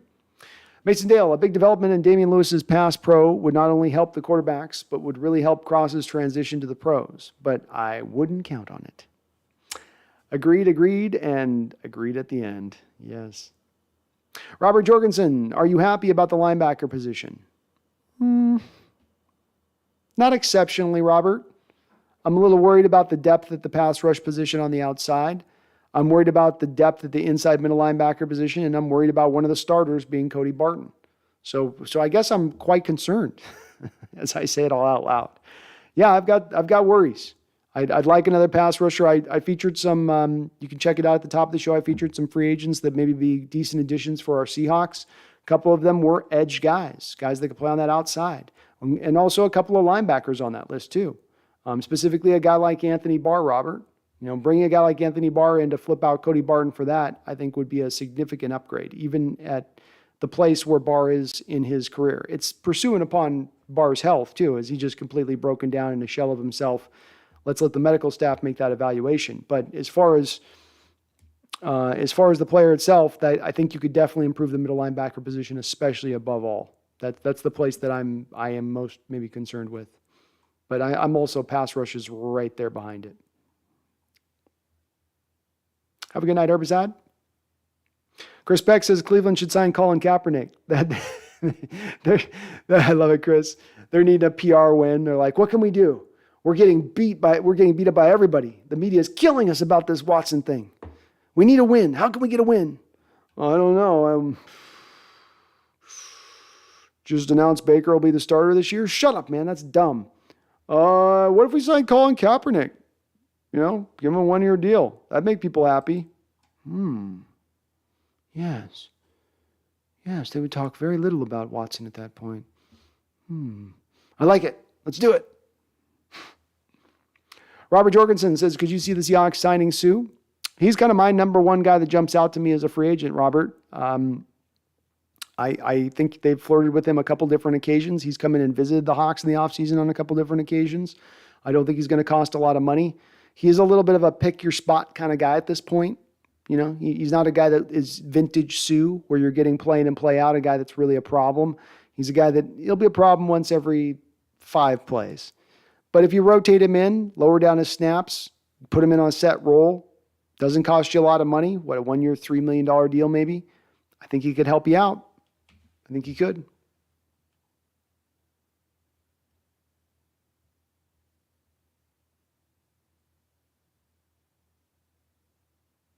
Megan says, I'm in a fair amount of pain with my shoulder, and I have a bad few weeks, so I will boot if needed. Hang in there, Megan.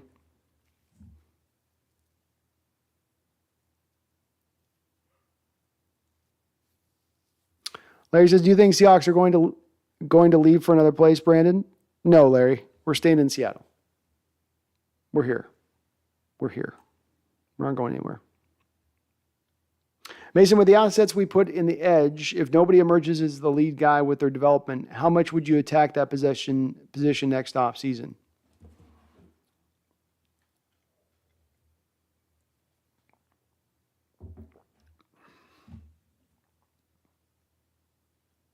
It's a tough question to answer, honestly, because you have in Darrell Taylor a guy that, you know, if he comes out and gives you 8 sacks this year, you go, okay, we know what he is.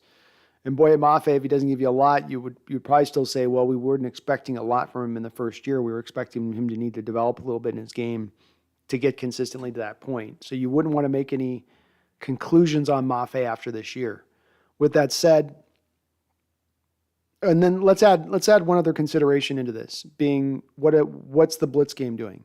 You know, before Mason, we really couldn't count on very much production from the blitz game or that being any kind of element of the defense. What if that now becomes a big factor of the defense? Enough so to overcome the need for the guys on the front 4 to be uber productive for the defense to work. Say nothing of the cover 2 shell on the back end of it. So I think some more things need to be determined before we can make that answer, Mason. But I would say that it's again tough because Achuno, you got it on a 2-year deal. Taylor's going to be here for a couple of years. Offie's going to be here for a couple of years. You're going to have to kick one of them to the curb, if not 2 then, if you want to, and then just really upgrade it. I can't really see it. I think they're going to remain patient with it. They may add by bodies, but not by more manpower than actually a force of nature type player.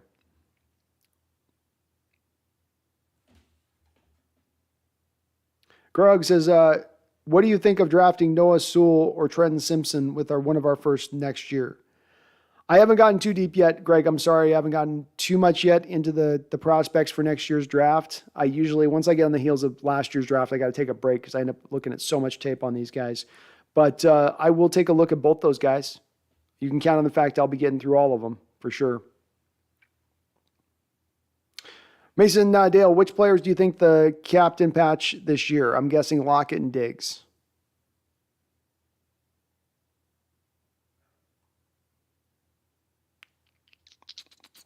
Yeah, if not Diggs, Brooks. Diggs or Brooks, one of the two. I would go with. I would say. Lockett seems to have taken that step forward as the leader on the offensive side of the ball. Yeah. Agreed. Chris Beck says, could the Hawks sign Brendan Schaub at linebacker? I'm a little stiff. Brendan was a little stiff coming out. A little bit of questions about work ethic and commitment to the game. Chronic Fort. Hey, how you doing, Chronic? Good to see you in the chat. Charles Riley with another $5 donation. I appreciate you, Charles. I do. He says, I think John Ruiz takes a walk on the wild side when his wife and kids are away. Goodness. Chad's going at it tonight. Appreciate you, Charles. Peace and love. Peace and love. Peace and love. Bash Gordon says, I was on another podcast the other day, just randomly listening in, and it was supposed to be a Seahawks podcast. I won't name the names, but they were just dogging on DK, and I was getting pretty mad. He draws some emotional anger from people, Maybe it's the diva thing. Maybe it's the mouthpiece he wears. Maybe it's the earrings. Maybe it's just they don't like his game. I don't know. I've pushed back against it myself, Bash, on a couple of occasions. Not quite understanding it, being he's had as good a run in his first 3 years as any Seahawks receiver in our history. You'd think there'd be more acclaim and love for him at that point. But indeed, there is not even a vast majority here, but there is a contingent out there that, have their reasons that view him in a certain light. And I've tried to talk a few of them off their spot, and I couldn't get anywhere with it. But they do exist. Seahawks, Brandon Nelson is celebrating 10 months of membership. My guy, Brandon. Appreciate you, my brother. Hope you're doing well out there. He says, hey, Brandon, sick as a dog this week, so we should probably pass on the collab again. Anyway, give us your pick for the leading Seahawks in sacks this year. Ooh, what a great question, Brennan. And do take care. I hope it's not the vid, man. Water, fluids, brother. Fluids. Even when you don't want to drink up those fluids, okay? And get that rest. Don't be pushing yourself. No worries. We'll get back on it in a week from now. My leader in sacks.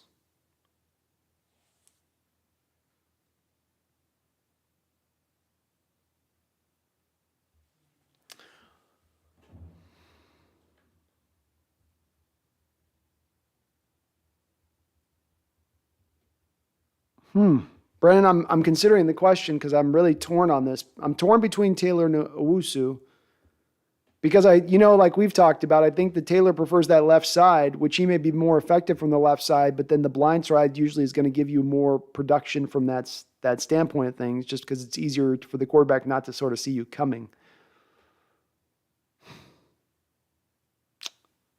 I'll go with Darrell Taylor, Brandon. I'm going to count on Darrell Taylor taking another step in his development, and I think he kind of just hit his little bit of his rookie wall mid-year next year, and I think he takes a step forward here, especially another year removed of having that rod out of his leg and maybe feeling a little bit better. So I'll go Darrell Taylor, but Brendan, I don't think he's pushing like 15 sacks. I think he's like 11, 12. I think he's in that better than just the 7 or 8 that we've been kind of used to from the position recently, but still not yet to that point of maybe where he'll be even in a year from now. Thanks for jumping in, though, Brendan. If you guys aren't already, of course, subscribed, get subscribed to Seahawks Brendan Nelson's channel. Me and him will be doing our collabs this year, and we'll be cooking hot. Once again, you better believe it.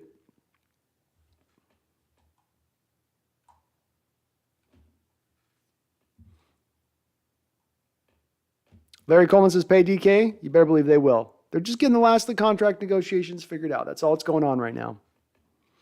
Bash says some clown was trying to say that DK doesn't have any hands, and then another dude says that he never gets open. Well, if he wasn't the most double-teamed receiver in the league, then shoot.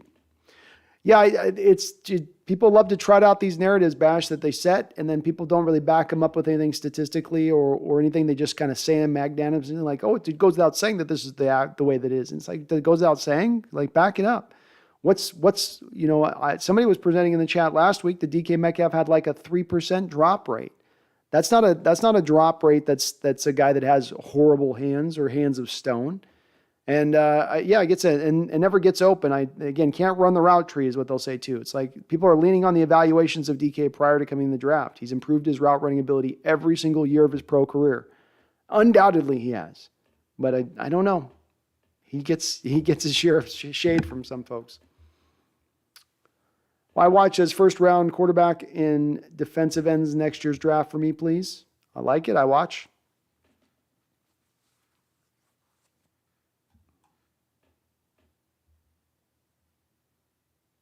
Chris Beck says top billing calls DK Dennis Rodman. I can see where the comparison on that comes into play a little bit. I could. I think he kind of means it too, real to Dennis Rodman, just in the way that DK gets in guys' heads and messes with them. I think that's where that Rodman comparison comes in. Because that Rodman always gets in guys' heads, and he seems cool as a cucumber. He's all right, and he's got the other people just livid, losing their stuff. I watch 3-tech or defensive tackle be good too.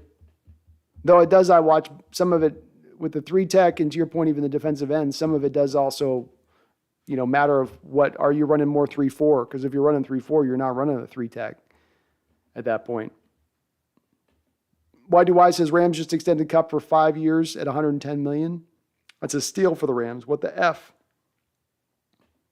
What the absolute F? I know, man. I'm shaking my head over here too. I'm trying to not be a pissy little bitch about it, but I got to be honest with you. It's just like, dude, really? Rams have all this money to spend. They never feel the pain. You know, we had to feel the pain like the second we started paying Russ, we were feeling pain. The second we started paying LB, we were feeling pain. Feeling it. It hurts. And they're just able to just, they win, they get Super Bowls, they just slide right by. No pain felt. Sucks. I think it's an extension, Kronos. He's already got, I think, 2 years remaining on the deal, Kronos. So they're extending the 385 on top of the 2 years that are already there. I watched this. DK could be a 10-catch game wide receiver if they fed him. Dude is a monster. True. I think he's got a 1,500-yard season in him easy. Easy. But he's got to get enough touches to get there.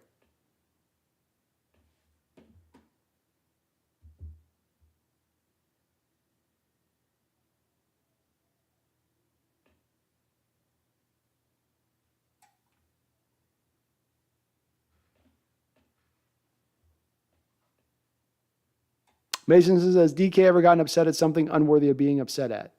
No. Agreed. That's how I look at it.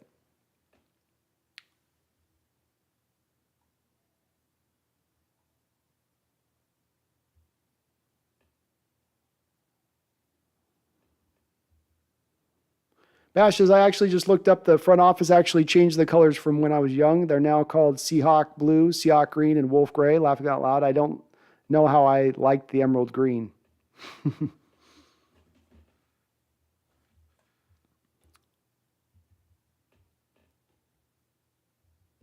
Bash says, I personally think the president, Jamal Adams, will be our sack leader because of the scheme. If we're talking about linebackers or edge rushers, I'm going to my man Darrell Taylor. Could happen, Bash. I mean, he set the record at 9.5 sacks, and he did that, Bash, blitzing at 13% rate that year, which was twice as high as he'd ever blitzed. So to essentially get to the 9.5 sacks, he had to be at an incredible rate as far as his blitzes and how much they sent him to get to that number.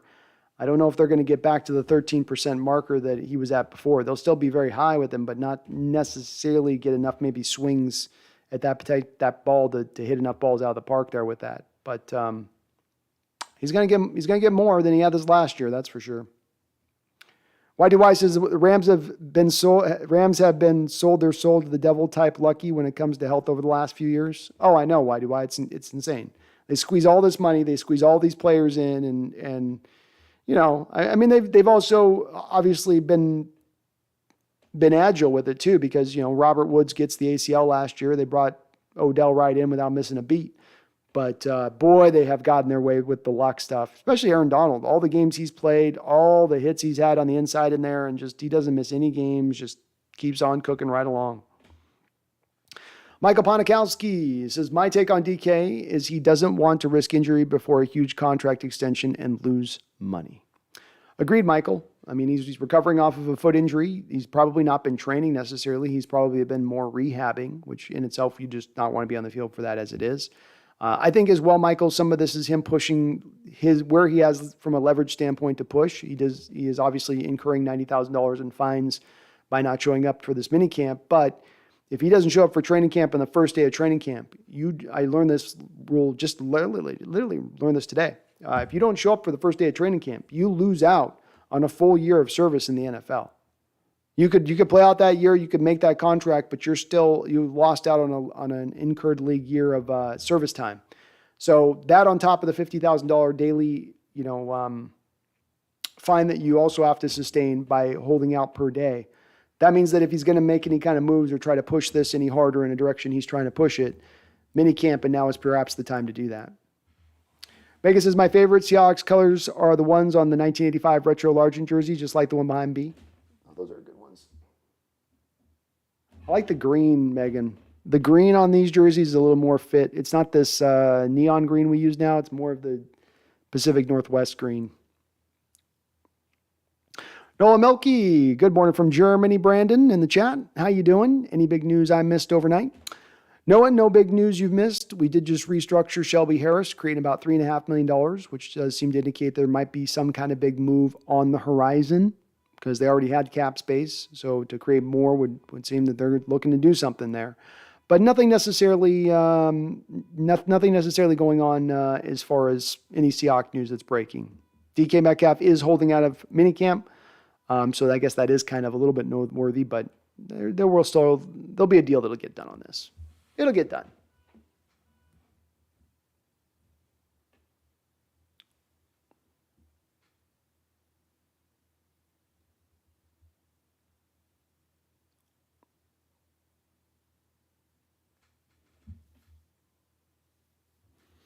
I love the old school colors. Even the goofy tribal hawk was cool. Yeah, I do too. I like it. I don't know though. That's also the nostalgia of getting older. You liked everything that was prior. Mason, do you think we could see an approach where we switch quarterbacks week to week based on who's more advantage against our opponent? No. That's something that barely even works in college when you try to do it. And even most of the time there, it doesn't. There's been few times that you've had any kind of success trying to do that. You need your quarterback to be the leader on the offense naturally. Even if he's not the captain, he needs to kind of be that leader. And you can't be a leader if you're being switched out every other quarter or every other game in favor of something else. So they're going to want to pick a guy that they can roll with. Now, does that mean, Mason, that they're going to roll with a guy who's certain? I think if you're the number one guy coming out of training camp and you've won the job being Gino or Locke or Jacob Eason, then you better not feel like you're certain that you're fixed. There definitely could be you fail in your play. If you fall off for a couple of games, you absolutely could have somebody else overtake you. So this is why I expect we're going to see both guys eventually start at some point this year, Mason, but it won't come with them flipping off and on week by week. Why do I says, I'm a big believer in motivation and performing. Locke, Fant, and the 2020 class are all in that contract year. Want a big extension next year. Go ball out. True. There's something to be said for having a guy in a contract year in the NFL. We all know the stories of guys signing contracts and immediately going in the tank or being much less of a player than what they were prior to earning that big deal. We've seen it ourselves here. So yeah, I think it's probably not just by happenstance that we find ourselves here with the way that they've set this up, but that should push these guys to come in at the best shape of their career, doing all that they can. I mean, in Locke's case, he knows there's not a lot of other extra stops here for me to be a starter again.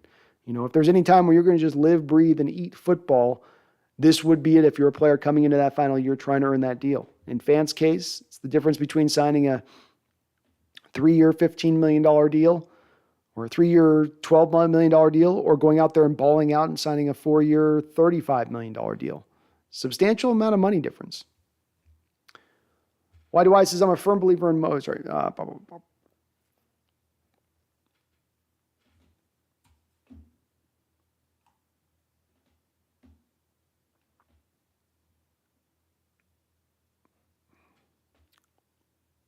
Bash is correct. He has improved so much. DK Metcalf is my guy going into this year. I think he's going to crush the catching statistics. I think DK will have over 1,200 yards receiving. Let's go Hawks. I love the confidence. I agree, Bash. I think you're being pretty nice and realistic with that number. I think he's going to push even higher than that this year. I think this is the year where he's going to get those touches. The teams are not going to be able to double him like they've been doubling him in recent years. Michael Ponikowski says, joined late, but who would be a good free agent fits that are currently available, Brandon? I'll give you kind of the quick list, Michael, because, of course, you can kind of get my exhaustive breakdown on each of these guys and where they stand just at the top of the show if you flip back to the beginning. But the guys that I kind of designated, I removed out. So first off, Michael, I removed out a couple of positions here when we're looking at this. I feel like Seattle's not going to go into the free agent market and look at corners, safeties, running backs, tight ends, or tackles, or centers. I think all of those positions are kind of off the board right now. So that does narrow down the spectrum of my particular list. But the list as it goes for me would be Ndamukong Suh, Sheldon Richardson, former defensive tackle we once traded for and was here for a year and played pretty good for us in that year. Julio Jones, just released by, of course, the Tennessee Titans. Justin Houston, a very good pass rusher in this league for well over a decade and who has still been very solid in recent years. Not necessarily nothing in the tank left with him. He's got something. I've got a couple of linebackers on this list, and Dante Hightower with New England. Had a bad year last year, then sat out for a year for vid. So he's definitely getting up there in age. I don't know he's got a lot there, but I think he'd be better than what you got with Cody Barton. Then you've got Anthony Barr of the Vikings, longtime will linebacker for them. I feel like maybe he's got some components to his game that make me believe that he could slide inside and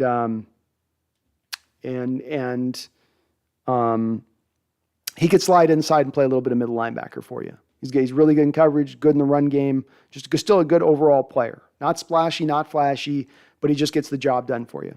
And the last guy would be Trey Flowers, the Detroit Lions defensive end that was just recently released. He's got a lot of familiarity with the 3-4 defense. He would be a 3-4 defensive end. Seattle is a little bit light right now. If you're going to run a lot of 3-4 with those defensive ends, the defensive ends you got on the roster right now, like an Alton Robinson, are more of the pure normal 4-3 defensive ends, what you'd normally see. So you would need to address that to some degree, and Flowers would help you do that. He's a good all-around player. Again, not much like Barr, not flashy. There are injury concerns like there is with Barr, but there are guys that could help you on that. And I think Suh is kind of one of the guys at the top of my list on this. If you're looking at like the most guys that I would be taking a look at, I think Suh would be the number one guy on this list. That would be a guy I would definitely target. But the list is low, Michael. There's not a lot of good names, man. It is thin. It is very thin. Bash says, I'm not a Bulls fan by any means, but Dennis Rodman, one of my all-time favorites, laughing out loud, his hustle on the boards was amazing. Props where props due. Oh, he's a problem, man. And not just in the boards, his defensive abilities. He could defend any position on the floor. He's a fantastic player.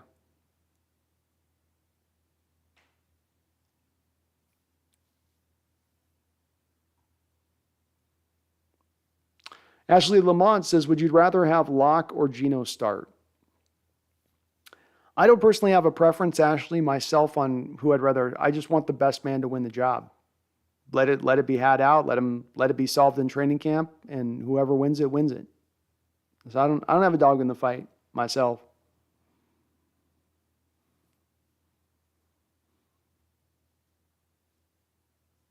Ashley says, yeah, I really think Locke's going to show out this season for some reason. He could, Ashley. He's got a lot of talent. It wouldn't shock me. There's a reason he was picked as high as he was. User Big Hit. What's up, Hawks Nest? What's up, User Big Hit? Go Hawks. Kronos, I would go Locke just because Geno has been in the league for 9 years. We know what kind of player he is. Meanwhile, Locke is only in year 4 and has the smallest chance of turning his career around. It's a good point. It's a good way of putting it. Very good way of putting it. I mean, it's kind of like, from my standpoint, whoever balls out, Ashley, if they do ball out this year, you're going to end up with a really tough call to then make on whether or not to sign them to a new deal next year, because they're going to be free agents after the year. And then how much are they worth? And then do you want to sign a contract? Do you first go in for another quarterback? It's a bit of a predicament at that point. But I'll go with Kronos' answer. I'm going to steal Kronos' answer. That sounds good to me. John Ruiz says, if Locke gets time in the pocket, he might do something good. Well, it's a good point, John. I mean, look, I make these points about Denver and Russ in that connection, right? Of the fact of I'm wondering how Russ is going to do behind a pass protection unit in Denver that's ranked 26th and 28th respectively over the last 2 seasons and has done nothing this offseason to improve upon that offensive line. Well, in the same way that potentially could affect Russ, it has affected Drew Lock. He's had to play behind that offensive line when he's played. And as I've always said, and as I always harp on, one of the big killers of a young quarterback, one of the biggest things that'll throw a quarterback into being labeled a bust when it's outside of his ability to control it, is putting a young quarterback behind a porous offensive line, specifically an offensive line that can't pass protect very well. And that's just what happened with Drew Lock over the last couple of years. So if it gets better now, if he does actually have time to throw, if he's not under duress, if he's not having to worry about seeing ghosts because he can trust the protection up front, that's a very big boon to quarterbacks to have that and be able to rely on that. I watch says, so is Ndamukong Suh a nose guard or a Red Bryant defensive end? Red Bryant defensive end, I watch. He's literally played at times 4-3 defensive end. So he could play a 3-4 defensive end as well. So yeah, he could absolutely do that. I don't think you'd have him do much in the way of zero tech, though. He could do that too. He's got the power and strength to do it. So that's the useful part of Suh, is he could play a couple of different positions when you bring him in.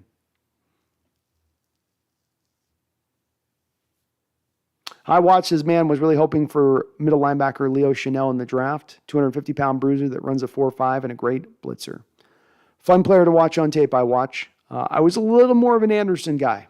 I really liked a little bit more of the upside on Anderson. I think Chanel was a little bit of a finished product in what you're getting, but the finished product you are getting is a good player. So I can't deny that. And if they'd taken Leo Chanel, I would have been perfectly happy with that pick in the second or the third round. It's good value. He's going to be a good player in this league. Megan says, okay, B, my shoulder's aching and I need to go and stretch it out. B, will be in touch. I'll be in touch with tickets as I need to start booking this next week or so. We'll catch up with you soon. I will be on the lookout for you, Megan, and I will be responsive to your message. We'll get figured out.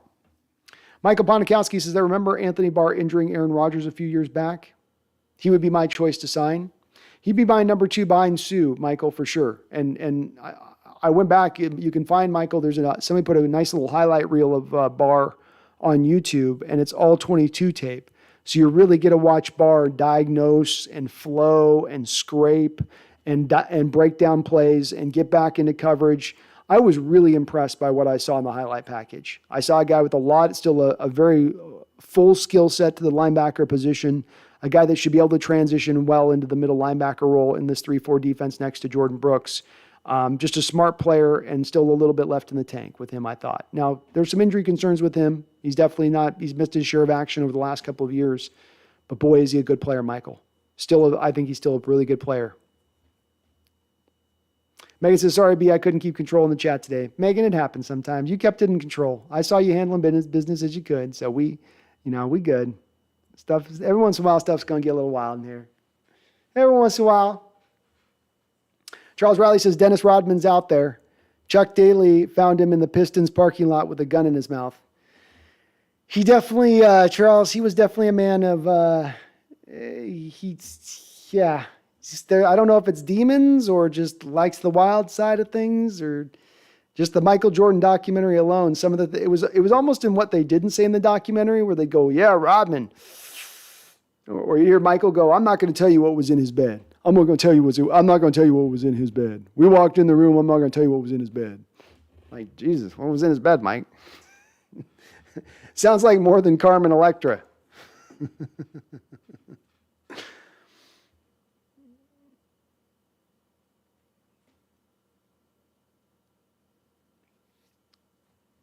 Bash Corner says, I'm excited to see Drew Lock. I wanted to see if he was going to be a backup or the next Drew Brees at this point in Drew Brees' career. He was 21 of 28 from a touchdown to touchdown interception rate. Lock is only 8 and 21. And Brees did have a lot better of a team than Denver did. Brees was coming to they had like a first round bye type team. Sean Merriman, Sean Phillips, LaDainian Tomlinson, Vincent Jackson. That was a team that was put together too, and Locke has not had that to work with necessarily. They had a good line too. I watch Locke to Fant and Disley would be welcome sight, plus the bombs to DK Lockett with his cannon. There you go.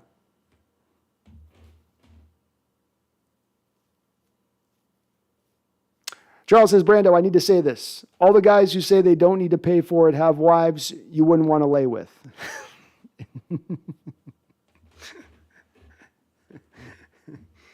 There's some dime piece out there, Randall. There's some women I know. I got friends who got some wives I know aren't.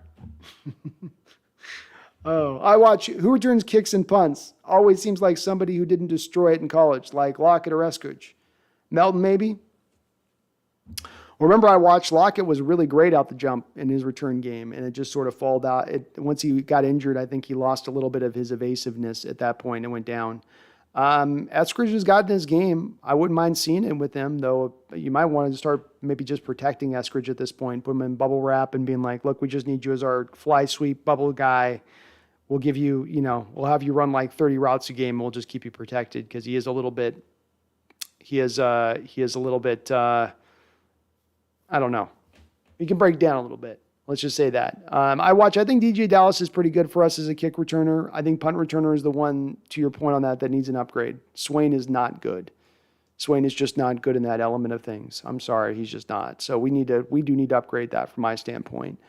Melton can do it. All the guys you mentioned could do it and be a possibility. I just need a guy I don't need a punt returner that's a game changer, but I need a guy that doesn't look like he's scared to catch the ball and is going to call fair catches 75% of the time because he's worried about getting hit. I need a little bit more fearlessness from my punt returner. I don't think Eskridge or Lockett would be that guy, but they've got to find it from somewhere. Brando2345 says, sorry if this has already been discussed, but what are your thoughts on Jake Curhan playing right guard through training camp and Dakota Shepley playing left guard with the second unit with minicamp? I don't get it. Carroll has always preferred versatility in his offensive linemen, and he always moves them around one way or another, even if it's especially during off-season times like minicamp and whatnot, just to try to get some positional flexibility there. You can only carry so many offensive linemen, so you need to have guys that if something, all hell breaks loose and your position gets decimated for whatever reason, you can have some kind of fill in there to take care of business if it goes in that direction of things. I don't understand playing Curhan at guard. They tried last year, I think, in one game having him do that, and it was his worst rated game. Part of the reason that his Pro Football Focus numbers are down a little bit, actually, are because of that game, and it was just so bad, and it drug down all of his overall numbers on the season. Shepley, I don't know either. I haven't seen a lot of Shepley play. We picked him up kind of late in the process last year. I thought he was a center. They've spoken pretty highly at him at center. I don't see a guy that's got the skill set to hold up there at left guard. But again, maybe they're just doing this more, Brando, to, again, just have guys familiar with the position. If you end up in a, danger, 4-alarm fire, we need somebody who can just know what the calls are and know where he needs to be on each of these plays. Jay Ebbs, have a good night, Brandon. Thanks for the good show. Thank you, Jay. Appreciate you, man. John says, then the guys who pay for it got a hand they don't want to lay with. I think Pete is just scared to use them. Leon Washington was a weapon. Could be on that.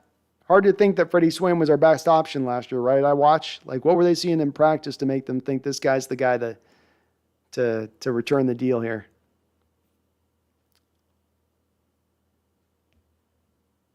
Ashley says, I hope Jamal's better this year. Me too, Ashley. Hard to say with those shoulders. They asked him about it. They said, okay, you got the shoulders fixed, but fixed for good this time, right? And Jamal's like, well, that's the hopeful idea. It wasn't an answer of confidence that, oh yeah, the shoulders are correct now. We got it all. They did the actual surgery we need to have him do to really fully fix him. It's good. It was kind of like, I hope, man. And then he got his fingers fused as well. He showed him. He was like, here, you can see. It's like, here's my fingers. If it was Jamal, it would be these two. He's like, you can see here, I can't actually raise those up. So the fingers have been fused now too as well. Hopefully it's all fixed, Ashley. But he's definitely having, stuff's kind of adding up a bit. Kind of adding up a little bit. But I hope he is. I still like him a lot as a player, Ashley, and I'm very much hopeful that this guy can finally show us what it is that caused us to make the big trade we traded and the money we paid him.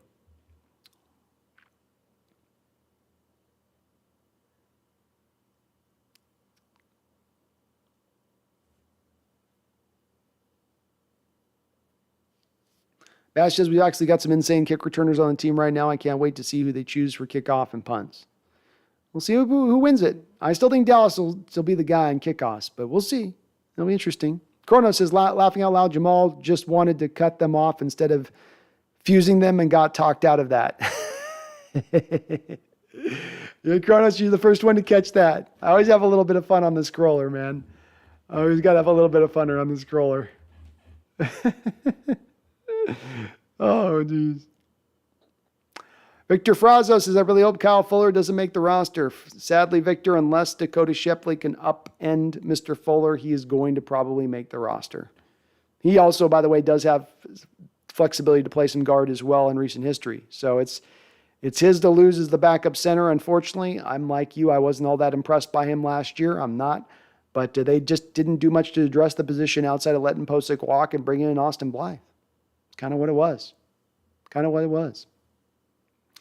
All right, well, we are going to, let's get the last couple of questions on in here into the chat. Another great, lively chat. Get a little bit of fire going on in the chat there. I like to see you guys being, I like a little action in the chat. And I see you guys can still be respectful, even in your disagreements. These kind of subjects always draw out some of these subjects, especially the subjects of handies and sexual stuff can draw out the most of emotions in anybody. So I'm glad to see we were able to keep it somewhat above board here in the chat on that. But let's pop in the last couple questions and we'll go ahead and wrap it up. I'm going to try to be back here on Sunday I think I got an idea for a show I think I want to do a discussion with. So we'll take a look at that. Maybe we'll have even some DK Metcalf contract extension news. I know some of you are a little bit worried, but again, we've not seen him scrub his social media. We've not heard reports of them being far apart in the negotiations in the background. These are just moving along. It's a process. We saw this with Jamal Adams last year. It was a process. It took even into training camp to kind of figure it out, but it did get figured out. And all intents and all indications have been this offseason that DK is part of the long-term future here. DK has indicated that he wants to be part of the long-term future here.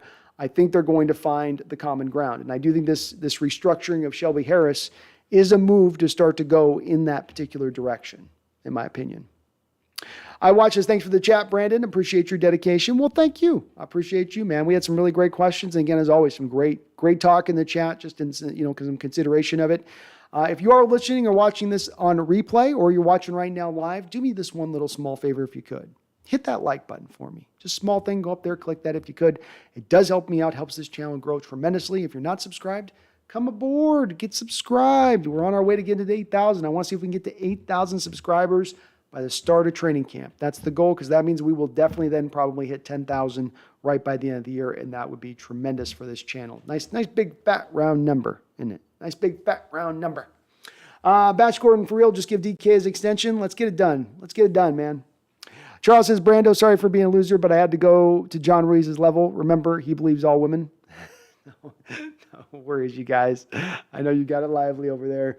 King Bloop, you have a good night, man. Thank you, man, so much. Well, we got a little money to spend, folks. We're sitting on $20 million. We're sitting on a well-constructed roster that is, yes, in rebuild mode. That is, yes, still sitting on some $40 million of dead, $44 million of dead money.